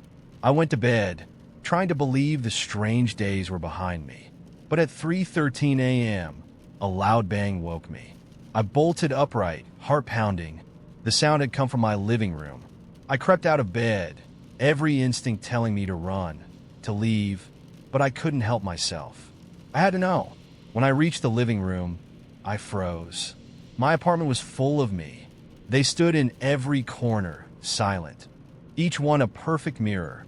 Each one staring at me with an expression that was somehow both empty and knowing. I opened my mouth to scream, but no sound came out. I turned to run back to my room, but one of them stepped forward, blocking my path. "You don't belong here," she whispered, her voice cold and strange, like an echo of my own. "What do you mean?" I managed to stammer, the words barely leaving my lips. She tilted her head, her gaze unwavering. "You've been slipping piece by piece. You look too hard, asked too many questions. And now," she glanced around at the others, a look of sad inevitability crossing her face. "Now, you're here with us." The lights flickered, and for a split second, I saw my own reflection in each of them, scattered across the room like a shattered mirror.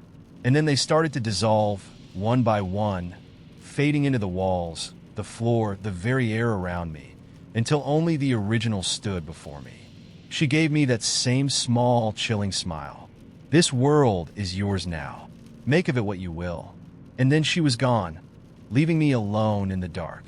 I stared around at the empty room, heart pounding, feeling the walls pressing in on me, tighter and tighter. Since then, my world has felt different. Sometimes I catch glimpses of her, or of me, in reflections and shadows cast by streetlights, always just out of reach. And I know now that this place is mine, but I am not alone here. I am one of many, watching, waiting, each of us drifting closer to the surface, ready to step forward the moment someone looks just a little too hard, asks one too many questions, and slips between the cracks, just as I did. When I was 23, I took a solo road trip out to the desert. I've been going through a rough patch, recent breakup, dead-end job, and I just needed some space. I didn't have a plan, just threw some clothes in a duffel, packed a tent, and started driving west with no real destination. After a couple of days, I wound up in New Mexico. I'd never been, but there was something about the isolation of the desert that felt like exactly what I needed.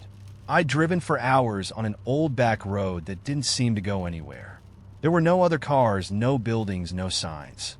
Just endless stretches of cracked earth and tumbleweeds under a sky that felt massive, pressing down in a way that made me feel smaller than I'd ever felt. As evening approached, I saw a pull-off area with a dirt road leading up a low hill. I decided it was as good a place as any to set up camp, so I parked, hiked up with my tent, and set up for the night. There was an eerie beauty to the place. The quiet was intense. No wind, no birds, just an endless, heavy silence. I remember thinking it was exactly the kind of place where if something strange were to happen, there'd be no one around to help. The thought unsettled me, but I brushed it off and lay back, watching the stars come out one by one. By 10, it was pitch black, and the only sounds were the crackle of my small fire and the occasional shuffle of gravel as I walked around to stretch my legs. Then I noticed something odd. Just beyond the light of my fire, maybe 50 feet out, I could make out a faint shape in the darkness. It looked like a tall post or a sign, something I hadn't seen when I set up camp. Curiosity got the better of me, so I grabbed my flashlight and walked over to get a better look. It was a telephone pole, half buried in the dirt, with a few faded wires dangling from it. The wood was cracked and dry, probably from years of exposure to the desert sun. But there was no reason for a pole to be out here. There hadn't been any buildings or signs of civilization for miles, so the sight of it gave me a weird sense of unease. I walked around it, noticing scratch marks and a strange metallic smell in the air. It didn't make any sense, and the longer I stared at it, the more wrong it felt, like I was seeing something that shouldn't exist. I backed away, telling myself I was just spooking myself out, but as I turned to head back to my tent, I heard a sound behind me, a faint static crackle, like an old radio tuning in and out. I froze, not daring to turn around. The crackling grew louder, and I felt this strange, electrical charge in the air like something was about to happen. The air felt thick, heavy, pressing down on me like I was standing underwater. When I finally worked up the nerve to turn, the pole was glowing faintly. It wasn't bright, just a dim, bluish-green light that seemed to pulse from within the wood. And then, over the crackling, I started to hear a voice. It was faint, barely a whisper, like it was coming from far, far away. "Help, please!" The voice was hollow, thin, more of a feeling than a sound, and it seemed to vibrate through the air rather than hit my ears. I felt my skin prickle with goosebumps, and every instinct told me to get back to my car and leave. But something about that voice, it felt desperate, as if it was reaching out, calling from some place it couldn't escape. Against my better judgment, I stayed there, watching, listening. As I stood there, transfixed, the voice started to take shape, repeating the same words in different pitches, like multiple voices layered over each other. It was hypnotic, pulling me closer, making me feel like I needed to help, though I had no idea how or why.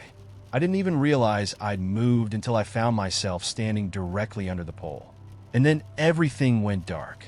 I don't remember collapsing, but when I came to, I was lying on my back in the dirt, staring up at the stars.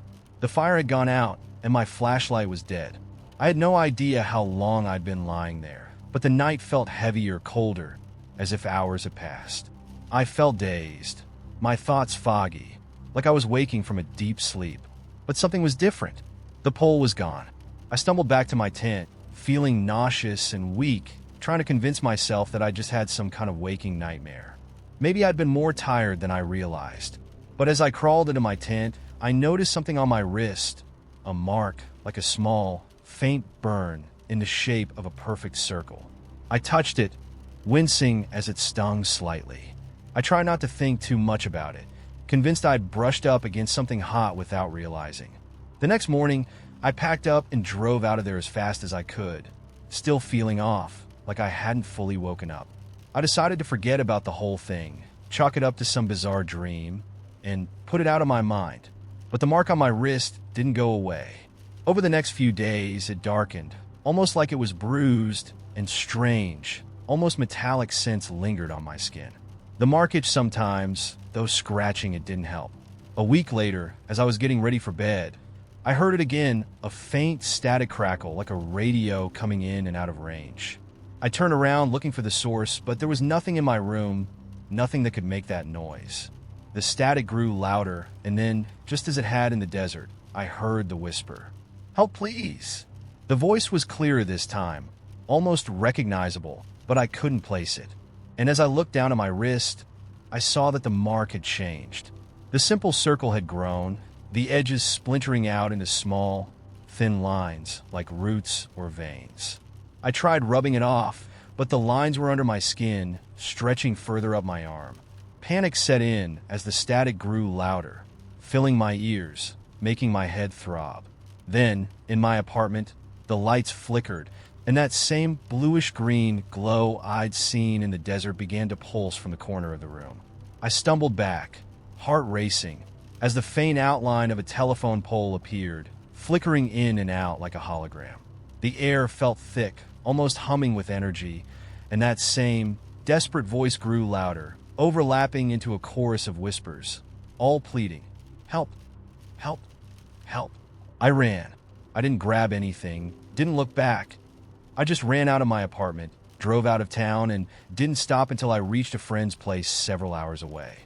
I told her everything, hoping she'd tell me I was insane or overreacting, but she just looked at me with wide eyes and said nothing.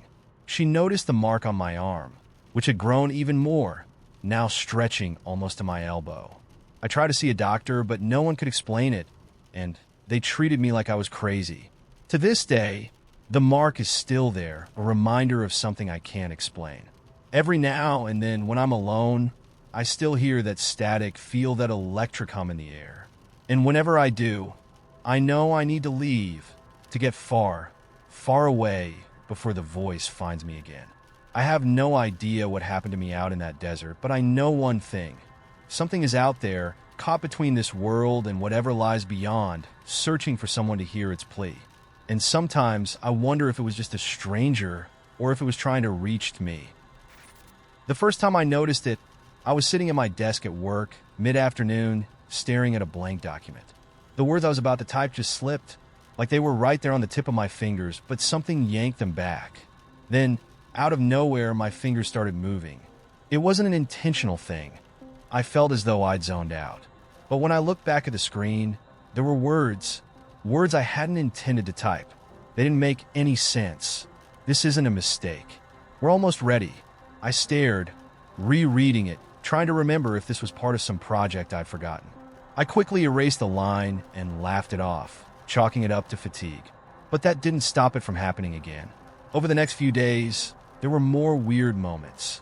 In the morning, I'd feel like I'd been up for hours before my alarm had even gone off, a buzzing, electric alertness that didn't fade.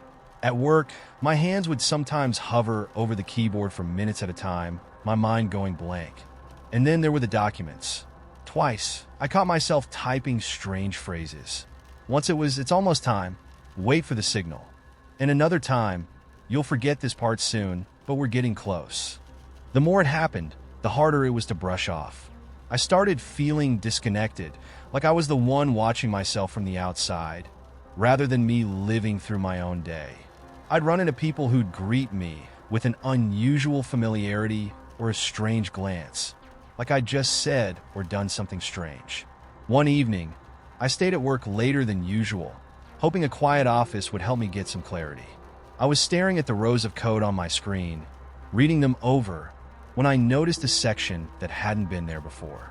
A few simple lines, but ones I'd never written. Run timer, activation_date. That should have triggered every alarm in my head. It was wrong, something I'd never programmed, and didn't belong. But instead of deleting it, my hand moved to hit enter, almost on its own, and then I snapped back, heart pounding. It felt like someone else was in there, nudging me from the inside, guiding my fingers. For the first time, I was genuinely scared. I tried to tell my boss about the code, but the words got tangled up.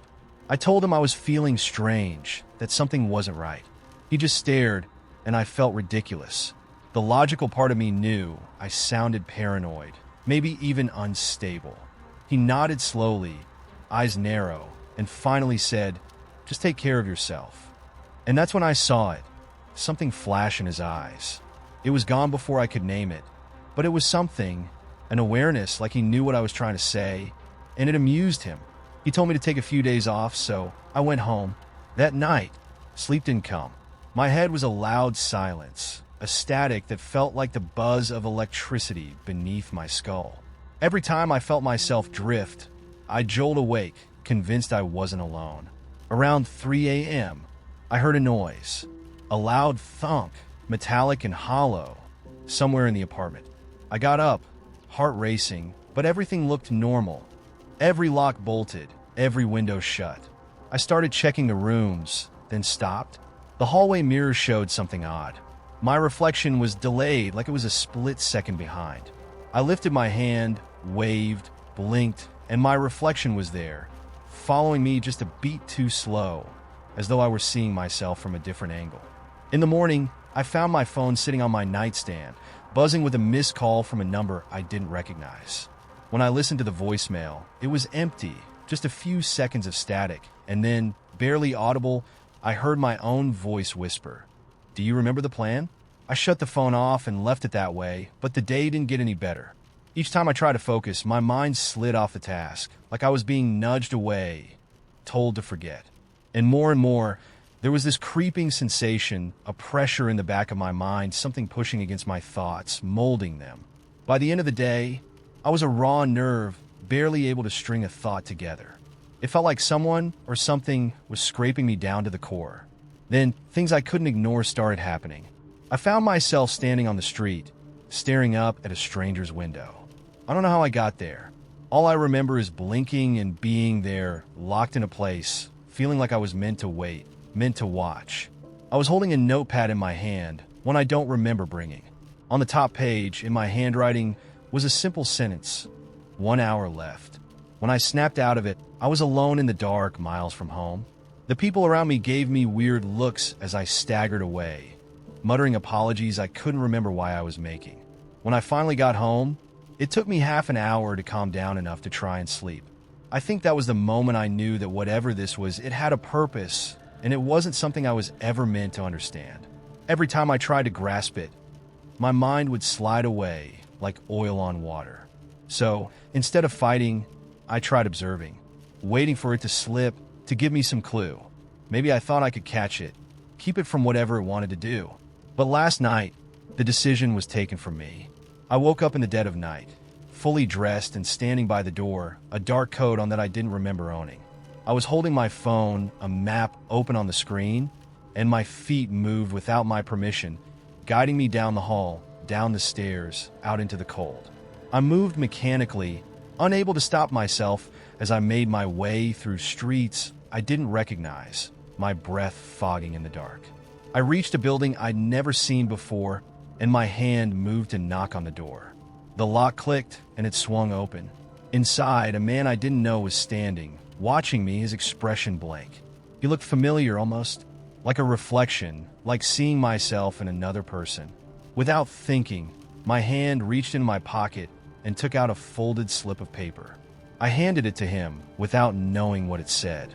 He glanced at it, then looked at me, and his lips twisted into a strange, empty smile. "It's time," he said. I couldn't move.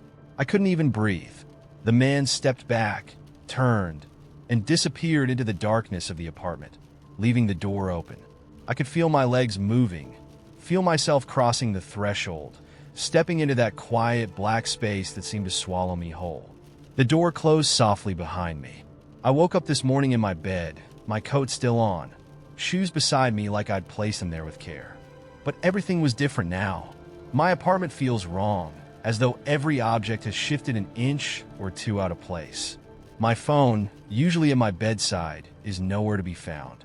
And when I look in the mirror, it's no longer my reflection that stares back. There's someone there, a stranger wearing my face, someone I don't recognize, looking at me with a twisted smile. I don't know what happened that night, or what it is that's taken up residence in my mind.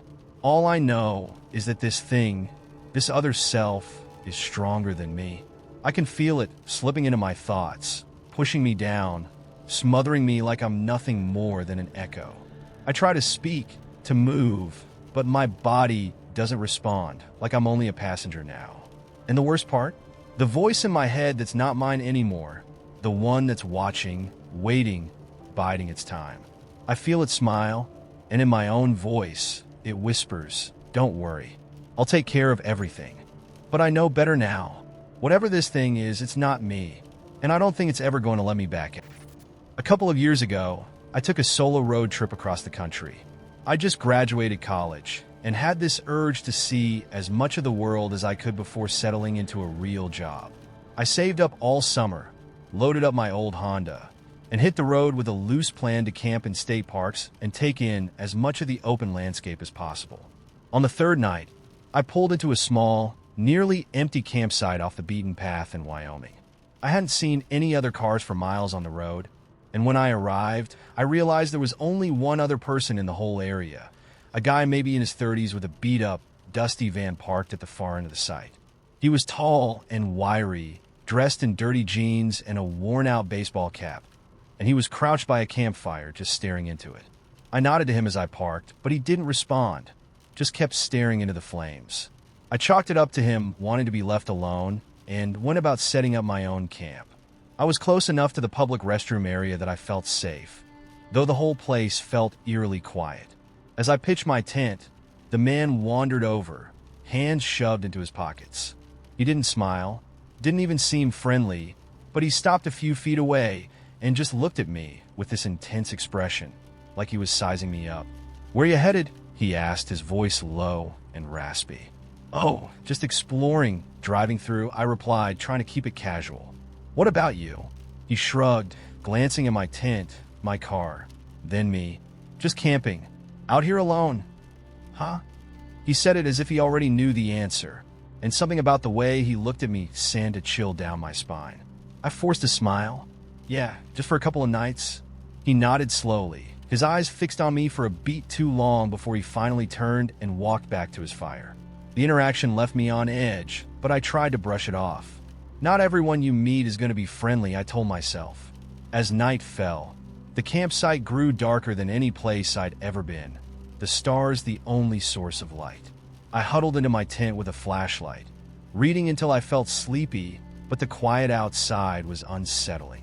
Usually, when you camp, you can hear the sounds of crickets, rustling leaves, maybe even distant wildlife. But here, there was nothing, just a heavy, unnatural silence. Around midnight, I was just drifting off when I heard footsteps approaching my tent. I froze, my heart pounding, and listened as they came closer, crunching over the dirt and gravel. They stopped right outside, and then there was a low whisper, barely audible, but enough to make the hair on my neck stand up. "Hey!" The voice rasped, low and soft, just inches from the thin wall of my tent. "You awake in there?" I didn't move, didn't make a sound, hoping maybe he'd think I was asleep and leave. But he didn't. Instead, I heard a quiet scraping sound, like someone dragging something sharp along the side of my tent. My stomach clenched as I realized he was running his hand, or maybe a knife, along the fabric. "Hello," he whispered again, his voice a mix of curiosity and menace. "I saw your car's the only one here tonight. Just you and me out here." The scraping stopped, and for a second, there was complete silence. I held my breath, hoping he'd go away. Then he started talking again, just barely loud enough for me to hear. "You know, they say there's all sorts of things out in these woods. Things that come out at night. You wouldn't even hear him coming." My hands were shaking so hard I nearly dropped my flashlight. I reached over and slowly, silently, grabbed my car keys. I'd parked only a few yards away from my tent, so if I moved quickly, I could probably make it to the car. But the zipper on the tent seemed impossibly loud, and I didn't want him to hear me. For what felt like hours, I sat there, clutching the keys, waiting for him to leave. But he stayed standing outside my tent in silence, just breathing. I could hear each exhale, slow and deliberate, like he wanted me to know he was still there.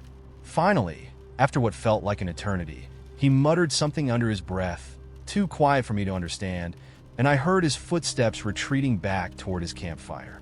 I waited a few minutes, listening to make sure he was gone, then slowly unzipped the tent and crawled out, keeping as low and quiet as I could. The fire at his campsite was still smoldering, casting a faint glow over the area. His van was parked at an odd angle now, slightly turned as though he'd been watching my tent from his driver's seat. I crept to my car, heart pounding, and slid into the driver's seat, locking the doors immediately. I thought about just driving off, but something told me he was still watching. So I waited, keeping the engine off, hoping he wouldn't realize I was inside. For a while, nothing happened, just silence. Then, from my rearview mirror, I saw him. He was standing next to his van, staring at my car with that same unsettling look. Slowly, he raised his hand, fingers splayed, and waved. A slow, deliberate wave, his expression blank. I knew in that moment that staying another second was a mistake. I turned the key, revved the engine, and shot down the dirt road, gravel spraying behind me. My headlights cut through the trees, and as I glanced in the rearview mirror, I saw his van's headlights flick on, the engine roaring to life. He was following me. I floored it, gripping the wheel so tightly my knuckles went white. The road was rough, winding, and barely visible, but I didn't care. I kept my foot on the gas, tearing through the forest, desperate to put distance between us. His van stayed close, his headlights looming in the mirror, blinding and relentless. Just when I thought he'd catch up, the road forked, and I took a sharp right, almost skidding off the path. His van overshot the turn, giving me the few seconds I needed to pull ahead. I pushed my car as fast as it would go, barely daring to breathe until I saw the main road ahead. I veered onto the paved highway, and only then did I glance back. His van was gone. I kept driving, though, not daring to slow down, not until I'd reached a motel hours later, my hands still trembling as I checked in. I'd barely slept, every noise making me jump, but eventually, exhaustion overtook me. The next morning, I drove back to that campsite with a local police officer I'd contacted, desperate to make sense of what had happened. But when we arrived, the campsite was deserted, the fire pit cold, and there was no sign of his van. The officer looked around, checked with a nearby ranger station, but they hadn't seen anyone matching the man's description. I never saw him again. I never figured out why he'd been out there or why he'd chosen to follow me. But sometimes, when I'm driving late at night on a deserted road, I'll catch a glimpse of headlights in the distance, and my heart will skip a beat, wondering if he's still out there, somewhere waiting. The morning I met Margie started off like any other. I was half asleep, sipping stale coffee on the train into the city, wedged between two people who looked equally annoyed to be up at 6 a.m. The guy to my left was asleep with his mouth open, snoring loud enough to shake the window, while a woman on my right scrolled through her phone, eyes glazed over like she was seeing right through it.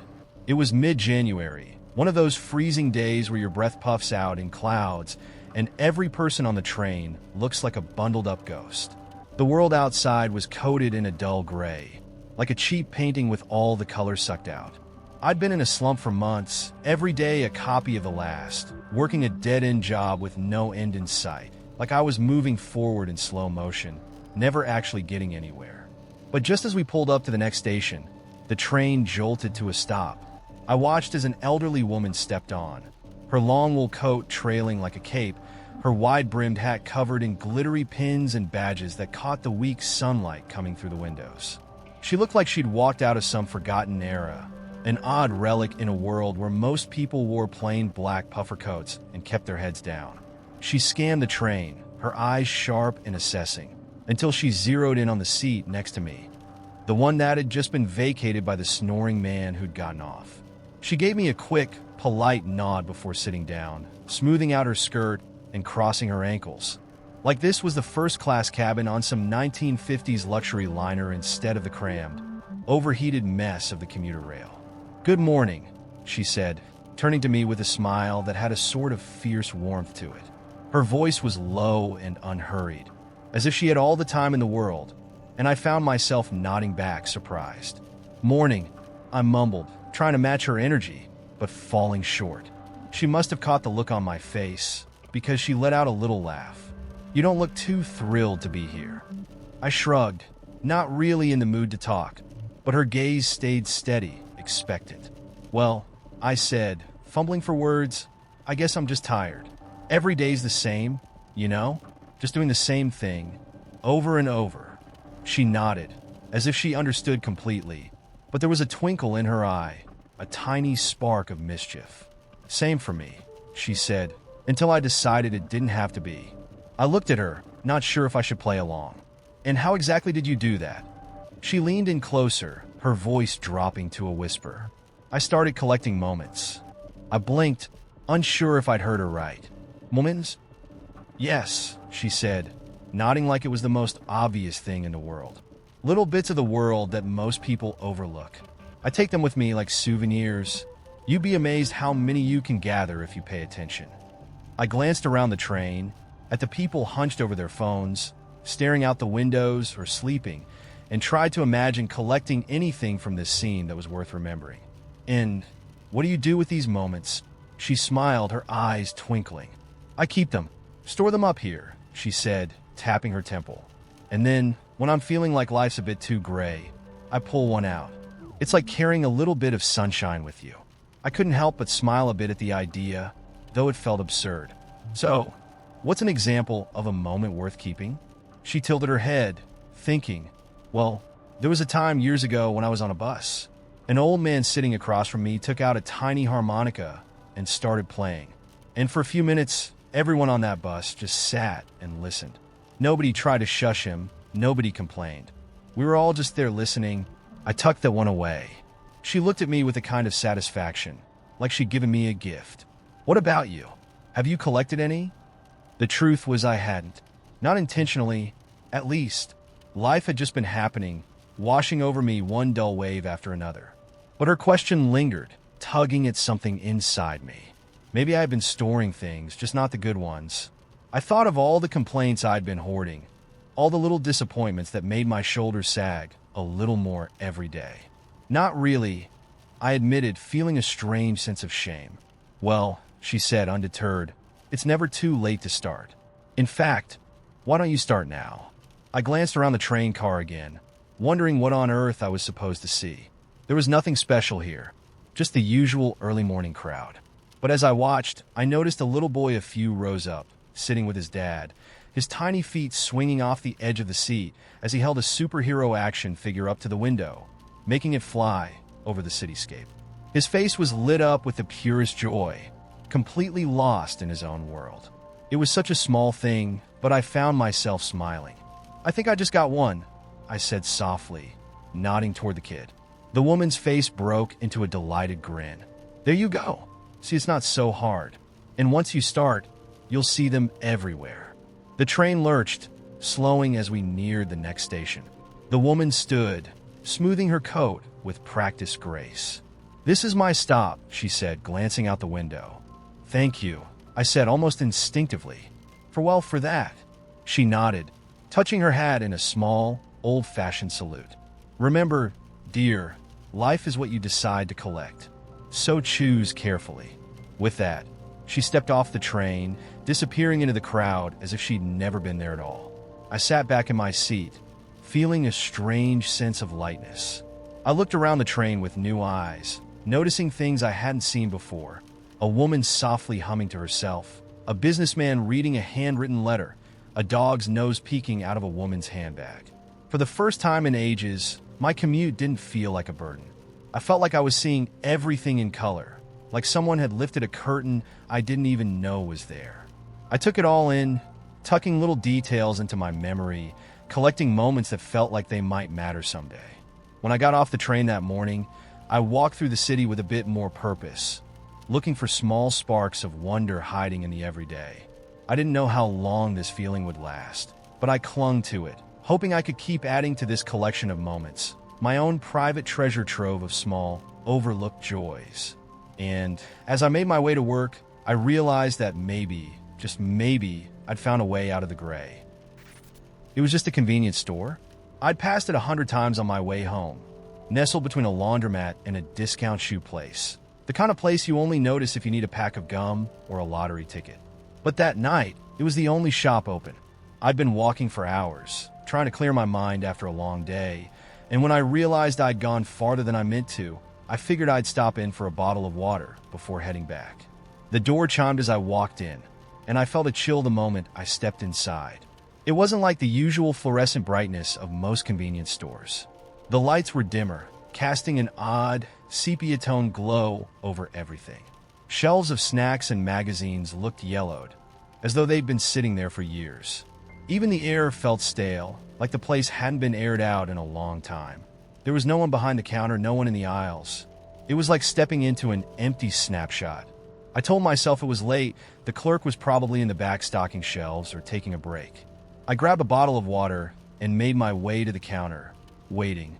"Hello," I called, but my voice felt swallowed up by the quiet. After a few moments, I rang the little bell on the counter. The sound echoed through the empty store, sharper and louder than it should have been, making the hairs on the back of my neck prickle. I was about to just leave some cash on the counter and go when I heard a shuffling sound from one of the aisles behind me. I turned, expecting to see a clerk, but the aisle was empty. Just rows of snacks and dust-covered canned goods. My eyes landed on a dusty can of soup labeled beef and bean stew, something I'd never seen in any grocery store around here. The brand name was blurred, the label worn and faded. I took a step closer, my fingers grazing the can, and for a second, I swear it felt warm. As I turned back to the counter, something caught my eye. I glanced down at the floor and saw a small, child's toy lying by my foot. A tiny red race car, chipped and worn, like it had been handled by many small hands. I knelt down, reaching for it, and as I picked it up, I felt an odd sense of familiarity, like I'd seen this car before. But I didn't have time to think about it, because that was when I noticed something stranger. The aisles had shifted. The shelves, which had been laid out in neat rows, now seemed to form a maze that stretched farther back than they should have, stretching all the way into the dark, like a long, endless corridor. I looked back toward the entrance, but it was gone. Where the door should have been was now just another aisle, stocked with dusty, ancient snacks and faded magazines. My pulse quickened as I tried to retrace my steps, thinking I'd gotten turned around. But no matter which way I went, the aisles kept stretching, rearranging themselves like a labyrinth that changed with each step I took. My phone buzzed in my pocket, startling me. I pulled it out, hoping for some kind of connection, but the screen was blank except for a single message. "Take what you need." My stomach twisted. I looked around, half expecting someone to jump out from behind a shelf. But the store was empty. Just me, the strange message on my phone, and rows upon rows of dusty shelves that seemed to go on forever. I tried calling out again, louder this time. "Hello? Is anyone here?" My voice sounded strange, muffled, like I was yelling through a thick blanket. Only silence answered. As I stood there, I noticed the shelves closest to me had changed. The products were different now: canned foods, toiletries, and old toys. But the odd thing was every single item looked like something from my childhood. A tin of my favorite cocoa powder, a box of crayons, even a comic book I remembered reading 100 times over. I reached for it, flipping through the pages. The drawings were faded, the pages crumbling at the edges. But it was the same issue, right down to the worn-out corner where I'd accidentally spilled juice on it. I felt a sharp chill, like a cold wind slicing through the air. When I looked up, the shelves had rearranged themselves again. The store felt closer, tighter, like the walls were pressing in around me. I took a few steps back, my hands brushing against the shelves, and my fingers closed around another object that felt oddly familiar. A stuffed bear, worn and missing an eye. My grandmother had given it to me when I was a kid, and I'd lost it at a carnival years ago. I dropped it, backing away, my mind reeling. The aisles kept shifting, transforming with each turn, and every shelf was filled with things I recognized. Personal things, forgotten objects from my life. I found the cheap watch I'd saved up to buy in middle school, a chipped mug from my first apartment, an old mixtape I'd made in high school. Each object I touched felt warmer than it should have, like it was pulsing with a faint, residual memory. My phone buzzed again, and this time the message read, "Take what you've lost." I stared at the screen, my heart pounding. I didn't understand what was happening, but I knew one thing: I needed to get out. I shoved my phone back in my pocket and started down the nearest aisle, hoping it would lead somewhere, anywhere. But the shelves only grew taller, the ceiling disappearing into darkness, as though the store itself was stretching around me, trapping me. And then I saw someone, a small figure at the end of an aisle. My breath caught in my throat as I realized it was a little boy. He looked about 5 or 6, wearing a faded green jacket that seemed strangely familiar. His back was to me, but I could tell he was holding something close to his chest. "Hey," I called out, my voice shaky. "Are you lost?" The boy didn't respond. He just stood there, his shoulders tense, clutching the object in his hands. I took a cautious step forward, and that's when he turned. I froze. The boy's face was my face, my own face as a child, down to the scar on my eyebrow from when I'd fallen off a bike. He looked at me with wide, unblinking eyes, holding out his hands to show me what he was holding, a small, cracked mirror. I reached out, almost in a trance, and took the mirror from him. As soon as my fingers touched it, memories flooded through me, moments I hadn't thought of in years, fragments of a childhood long forgotten. The mirror's surface was cloudy, but as I looked closer, I saw my reflection. Only, it wasn't me as I was now. It was me as a child, staring back with an expression of sorrow and something else I couldn't place, almost like a warning. The boy tilted his head, and in a voice that sounded distant, hollow, he whispered, "Do you remember?" And then he was gone, vanished like smoke. The mirror in my hand was warm, almost burning, and when I looked down, I saw more messages scratched into the glass, barely legible. "You've lost too much. Take it back." I stumbled backward, dropping the mirror, which shattered on the floor. The store felt like it was spinning, collapsing in on itself. Shelves blurred past me, objects flashing like fragments of old film reels, pieces of my life scattered in every direction. I felt myself running, though I didn't know where to go, just trying to escape the haunting familiarity of the place. Finally, I rounded a corner, and there it was, the door. I sprinted toward it, bursting out into the cool night air. I didn't stop running until I was halfway down the street, the store's dim glow shrinking behind me. When I finally looked back, the convenience store was gone, just an empty, darkened storefront, as if it had never been there. That night, I lay awake, my mind racing. I couldn't shake the feeling that I'd left something behind, something important, something I'd been supposed to take back with me. The next morning, I went back to look for the store, but there was no sign of it. Just a vacant lot and an old, faded for lease sign. And now, even though I'm back to my normal routine, I can't shake the feeling that I left a part of myself in that store, a part one might never get back. Sometimes, when I look in the mirror, I catch a glimpse of that boy with my face, watching me from the corner of my reflection, waiting for the day I'll remember what I was supposed to take back with me. The first time I saw her was in the park near my apartment, around dusk. I was out for a run, and she was standing by the swings, staring at the ground. She looked out of place, barefoot in a thin, pale dress that didn't seem warm enough for the autumn evening. Her long, dark hair was draped over her face, obscuring her features. She didn't move or look up as I passed, but something about her sent a chill up my spine. It was just a weird scene, and I chalked it up to city strangeness. Maybe she was waiting for someone. Maybe she was just off. The next day, I saw her again, this time from my apartment window. She was standing on the sidewalk directly across the street, facing my building. Same pale dress, same bare feet, same way she stood perfectly still, like she was waiting for something. I watched her for a minute, wondering if she was looking up at me, but I couldn't tell. She was too far away from me to make out any details. Then, without warning, she walked away, disappearing around the corner. I told my girlfriend, Becca, about it later that night. She laughed, said I was probably imagining things, or that maybe she was part of some art project. Becca had a way of making the creepy seem harmless, but that didn't stop me from feeling uneasy. Something about the way the woman moved so slowly, like each step was deliberate, left a gnawing feeling in my stomach. A few nights later, around 2 a.m., I heard a tapping at my window. I live on the 3rd floor, so my first thought was that something must have blown into the glass. I ignored it, but the tapping didn't stop. Soft, rhythmic, and too precise to be random.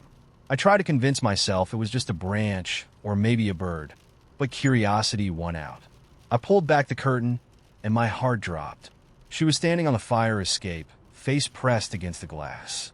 Her eyes were wide, unblinking, her face pale and drawn, like she hadn't slept in days. Her breath fogged the glass in small, shallow bursts, and her hand was raised, tapping a single finger against the window. I stumbled back, too shocked to do anything for a second. She didn't move, didn't react, just kept tapping, her eyes locked on mine. Then, she opened her mouth, slowly, her lips parting as if she wanted to say something, but no sound came out. I backed away and went straight for my phone, dialing 911.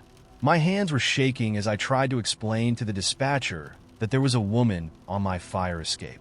They told me to stay on the line, and I kept glancing back at the window, half expecting her to have vanished. But she was still there, unmoving, her mouth still slightly open, staring. The police arrived in what felt like hours, though it was probably only a few minutes. I watched as they went up the fire escape with flashlights, but when they got to my window, she was gone.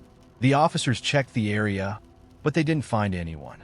They asked me a few questions, gave me that look people get when they think you're paranoid or crazy, and then left.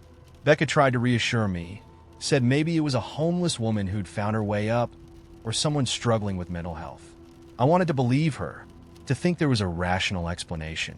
But the way that woman looked at me, there was nothing lost or confused in her eyes. There was only intent. Over the next few weeks, I started seeing her everywhere. Always just at the edge of my vision, standing at the end of the grocery aisle, sitting on a bench across from my office building, leaning against a lamppost across the street when I went out for drinks with friends. She never got close, never spoke, but she was always there, watching, with that same empty look. One night, I had a vivid dream. I was back in the park on the swings, and she was sitting next to me, swinging back and forth. Her hair whipped around her face, and she was whispering something, her voice soft and choked, like she was underwater. I leaned closer to hear, and she lifted her head, her face inches from mine. Her eyes were black, her mouth stretched into a wide, unnatural smile. She whispered, "I'm waiting." I woke up gasping, my sheets soaked in sweat. The dream started coming almost every night. In each one, she got closer. Sometimes, she'd be standing at the foot of my bed, her hand reaching out to touch my face. Other times, I'd be back on the fire escape, her face pressed against the window, her mouth moving soundlessly as she stared at me. Each dream felt more real than the last, until I began to dread going to sleep, terrified of where I'd find her next. The last straw came one night when I was coming home late from work.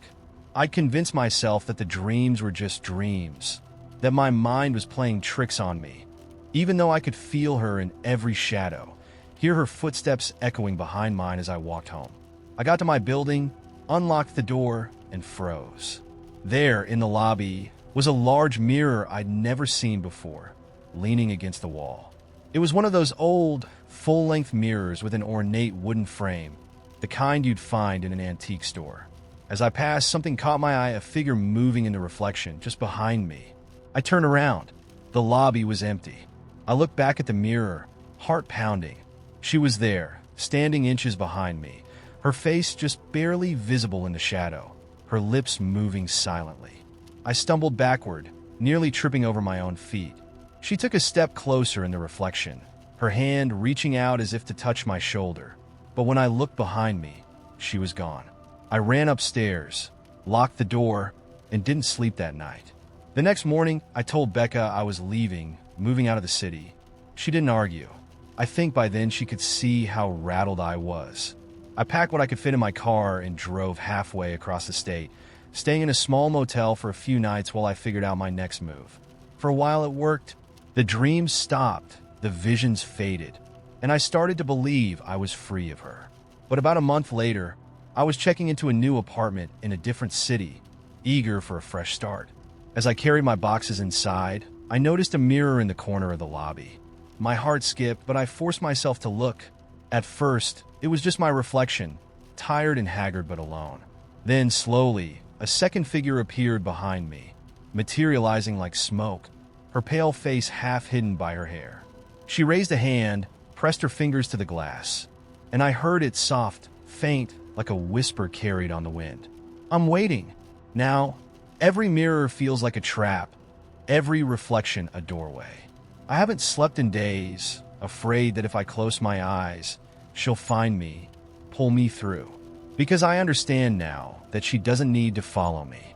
She's already here, waiting on the other side, just a heartbeat away, watching. And she knows I'll have to look back eventually.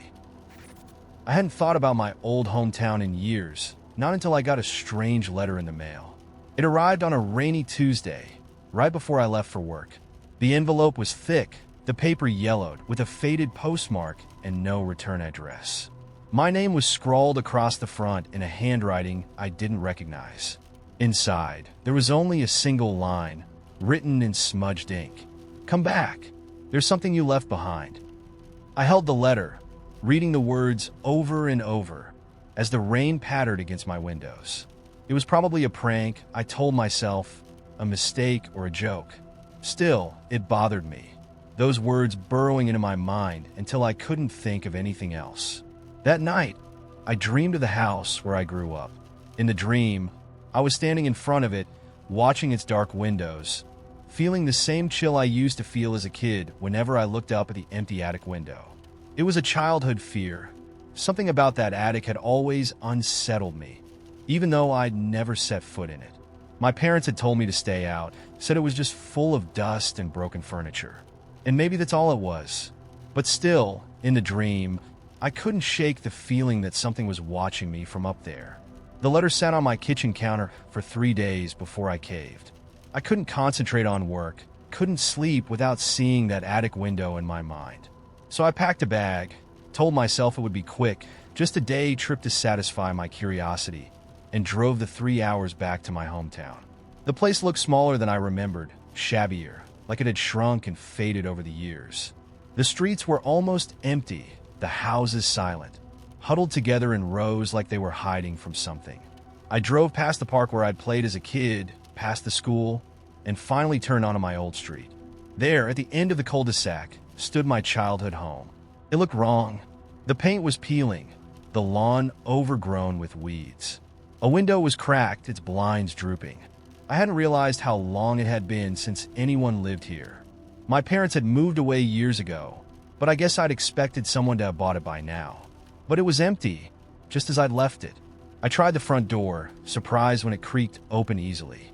The air inside was stale, thick with dust, and the faint smell of mildew. I walked through the rooms, each one triggering a wave of memories, some comforting, others strange and unsettling. The furniture was gone, but shadows of it remained. Faint marks in the carpet, dust-free rectangles where picture frames had hung. Everything looked like it was waiting to be forgotten, but I hadn't come to reminisce. I'd come to find whatever I'd supposedly left behind. I wandered from room to room, feeling like a stranger in my own past, wondering if I'd gone crazy to even consider coming back. But then I reached the staircase and looked up. The attic door was open. I felt a chill crawl up my spine. I knew, somehow, that it hadn't been open before. I couldn't remember ever seeing it open, not once in my entire childhood. But there it was now, slightly ajar, a sliver of darkness waiting at the top of the stairs. I took a deep breath, telling myself there was nothing up there, nothing to be afraid of. I climbed the stairs, my heart pounding harder with each step.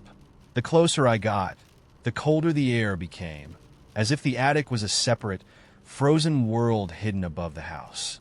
When I reached the top, I pushed the door open fully and stepped inside. The attic was a vast, empty space, dark and silent, with thick beams crossing overhead. Dust hung in the air, catching the faint light filtering through a small window at the far end. I walked forward, my footsteps echoing on the wooden floorboards, squinting to see in the dim light. And then I saw it. There, in the center of the room, was an old wooden chest. It looked out of place, too clean, as if someone had put it there recently, even though it was covered in dust. I approached slowly, feeling a strange sense of dread, like I was about to uncover something I wasn't supposed to find. The chest was unlatched, so I knelt down, lifted the lid, and peered inside. At first, I didn't understand what I was looking at. The chest was filled with old photographs. Dozens of them, maybe hundreds, scattered haphazardly. They were all black and white, grainy, with that old-fashioned look of pictures from decades ago. But as I started sifting through them, my hands began to tremble. They were all pictures of me. Me as a child, me in my old bedroom, me playing in the yard. Some of the photos I recognized. They were ones my parents had taken. But others were wrong. They showed moments I didn't remember, places I didn't recognize. Me standing on the roof of the house, staring down at the street. Me sitting at the dinner table, alone, staring at the camera with a blank expression. Me lying in bed, eyes wide open, staring at something just beyond the frame. I shuffled through the photos faster, feeling panic rising in my chest. Some of them showed me older, in places I'd never been, doing things I'd never done. Me as a teenager, standing outside a house I didn't recognize. Me as an adult, sitting at my desk, staring at my computer with a strange figure standing behind me, just barely visible in the background. The last photo was the worst. It was a picture of me, taken from the attic window, looking down at myself as I stood in the driveway, staring up at the house, the exact same way I'd done when I arrived. I dropped the photo, backing away from the chest, my mind racing. None of it made sense. How could these pictures even exist? Who had taken them? And then I noticed something else, something that made my blood turn to ice. Someone was watching me. I felt it, the unmistakable weight of a gaze, pressing down on me from somewhere in the darkness.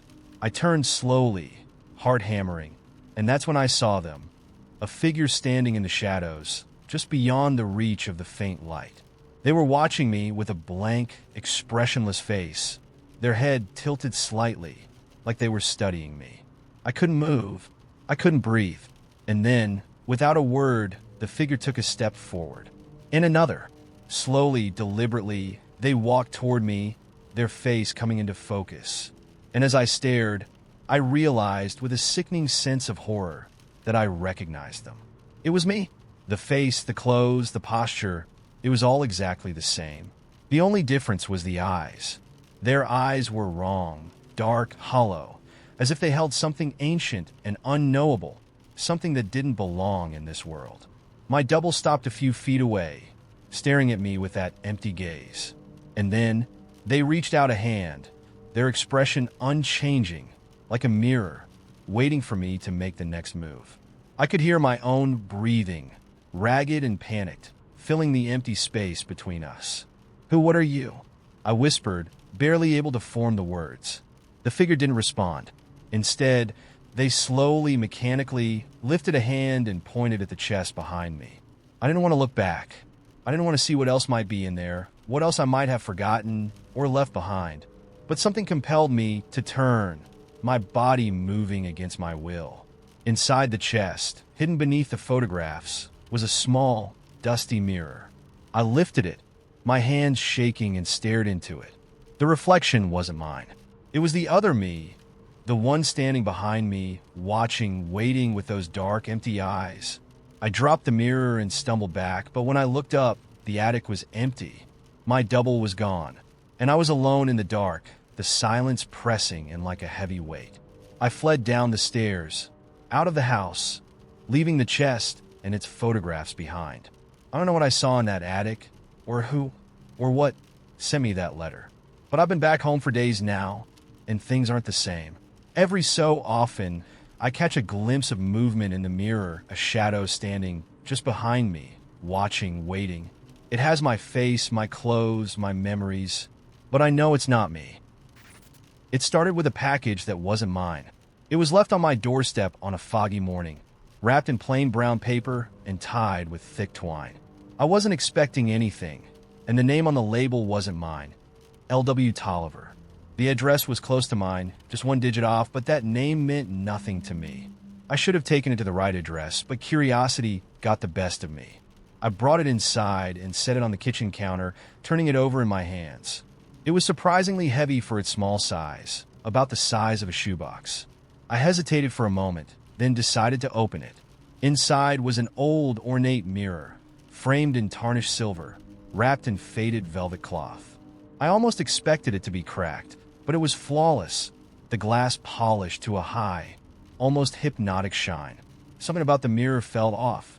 I couldn't put my finger on it, but I felt a strange pull, like it wanted me to look longer, deeper. When I finally managed to tear my eyes away, I felt oddly unsettled, like the air in the room had changed. But I told myself I was just imagining things and set the mirror back in the box, planning to take it to the right address later. That night, I started dreaming about it. In my dream, I was standing in a room that looked like mine, but felt wrong. It was darker, the walls closer together, and a sickly yellow light leaked in from somewhere outside. I could hear faint whispering, though I couldn't tell where it was coming from. In the center of the room stood the mirror, propped up on a wooden table. It seemed larger than before, almost looming. I walked up to it and looked in, expecting to see my own face, but instead, there was only darkness. Just as I was about to turn away, something moved. A shape was emerging from the black, indistinct at first, but slowly forming into a face that looked exactly like mine, only it wasn't. The eyes were different, too wide, and the smile was wrong, stretched too far, as if it were a mask. My reflection tilted its head, watching me with that twisted smile, and whispered, "Don't leave me here." I woke up with a jolt, the whisper still echoing in my head. My room was dark and silent, the box with the mirror still on the counter where I'd left it. I tried to shake it off, chalking it up to an overactive imagination, but every time I closed my eyes, I saw that face, that impossible smile. The next day, I took the mirror to the correct address, a few blocks down, a house that looked like it had been vacant for years. The windows were dark, the front lawn overgrown with weeds. I knocked, waited, but there was no answer. I left the box on the porch and walked away, relieved to be rid of it. But that night, the dreams returned. I was back in the same distorted version of my apartment, standing in front of that mirror. This time, my reflection wasn't just smiling. It was moving, pacing back and forth, watching me with an unsettling intensity. I tried to back away, but my legs wouldn't move. The reflection leaned forward, pressing its hands against the glass, and whispered, "Let me in." I woke up drenched in sweat, my heart racing. The air in my room felt thick, as if something else were there with me. I fumbled for the light, trying to shake the feeling, but I couldn't get rid of the image of that twisted smile, those wide, unblinking eyes. The next morning, I opened my front door and felt my stomach drop. The box was sitting on my doorstep again, exactly where I'd found it the first time. I stared at it, heart pounding, wondering if someone was playing a trick on me. Maybe a neighbor had seen me drop it off and thought it would be funny to bring it back. But deep down, I knew that wasn't the case. There was no one at that house, and no one who could have known I'd left it there. Against my better judgment, I brought the box inside again. This time, I didn't open it. I set it in the back of my closet, determined to forget about it. But the dreams only grew worse. Every night, I was back in that twisted version of my apartment, the mirror looming larger, closer. My reflection was more alive, moving faster, pressing harder against the glass, its voice growing louder, more insistent. "Let me in. It's cold out here." By the end of the week, I was barely sleeping, haunted by that voice, that face. I'd see glimpses of it in every reflective surface, windows, spoons, even my phone screen. It was like it was following me, creeping closer with every dream, every glance. I tried covering the mirrors, avoiding my own reflection, but it didn't help. The face was everywhere, watching me, waiting. One night, exhausted and desperate, I decided to confront it. I pulled the mirror out of the closet, set it on my kitchen table, and stared into it, waiting for the face to appear. At first, there was nothing, just my own tired, pale reflection. But then, slowly, the face began to change. My eyes grew wider, my mouth stretched into that twisted, impossible smile. I could feel something cold and heavy pressing against me, as if the air around me were solidifying.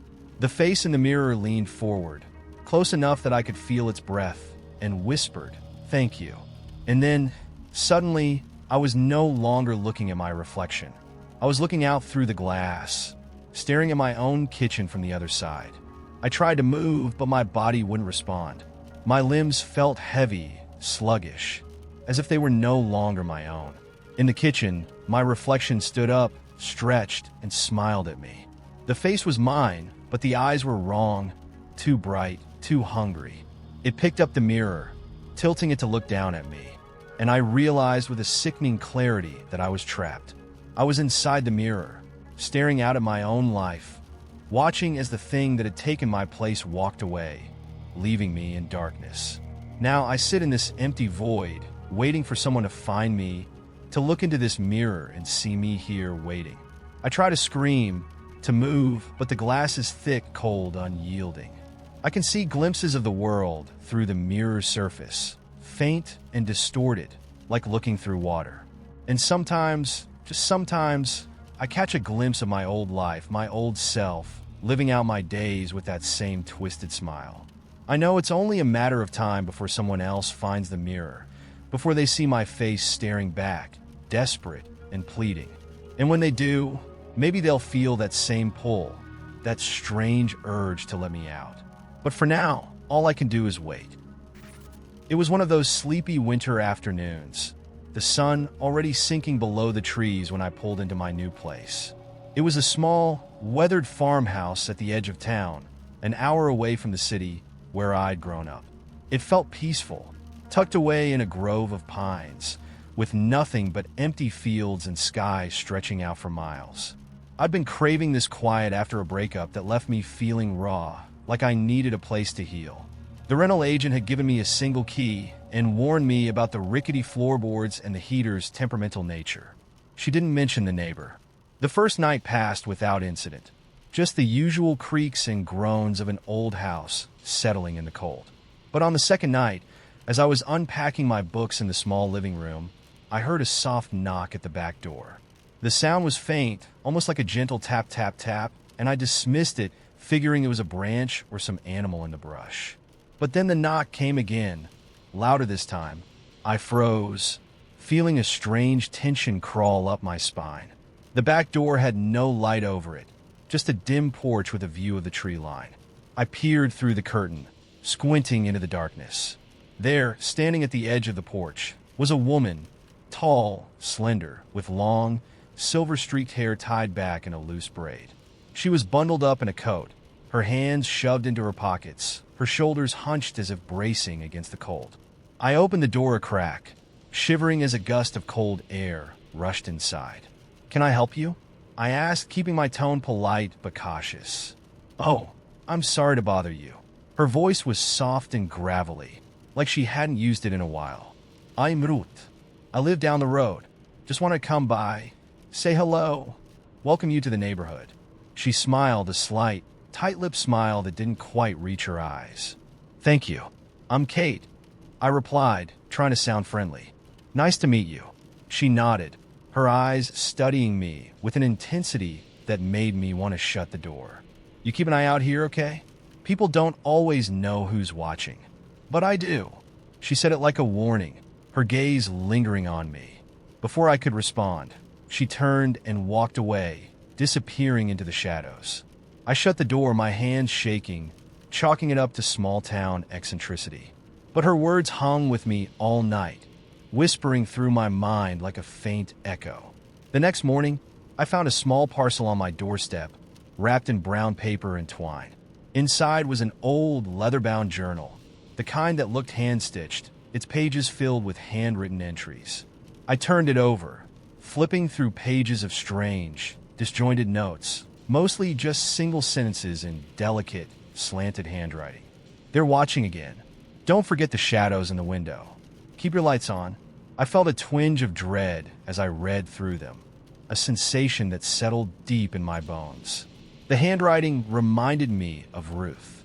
Over the next few days, I tried to settle in, focusing on work and avoiding the growing sense of unease. But then I started noticing things that made me doubt myself. Doors left open, small items moved just slightly out of place, things I knew I'd put away.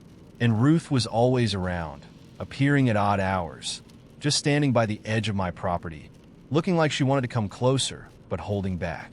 One night, a few weeks after I'd moved in, I came home late and found her sitting on the porch steps. She looked up as I approached, her face half hidden in the shadows. "You're back late," she murmured, her voice barely audible. I was worried. It's not always safe, you know. I stopped, staring at her. "I don't mean to be rude, but why are you here?" She looked at me, her expression unreadable, then gave a faint shrug. "Just keeping an eye on things. Sometimes people get curious, and not everyone who comes by means well." I was about to ask her what she meant, but she suddenly stood up and brushed past me, disappearing down the driveway before I could say anything else. That night, as I lay in bed, I couldn't shake the feeling that I wasn't alone. I kept seeing flashes of movement outside the window, shadows slipping past, only to disappear when I looked directly at them.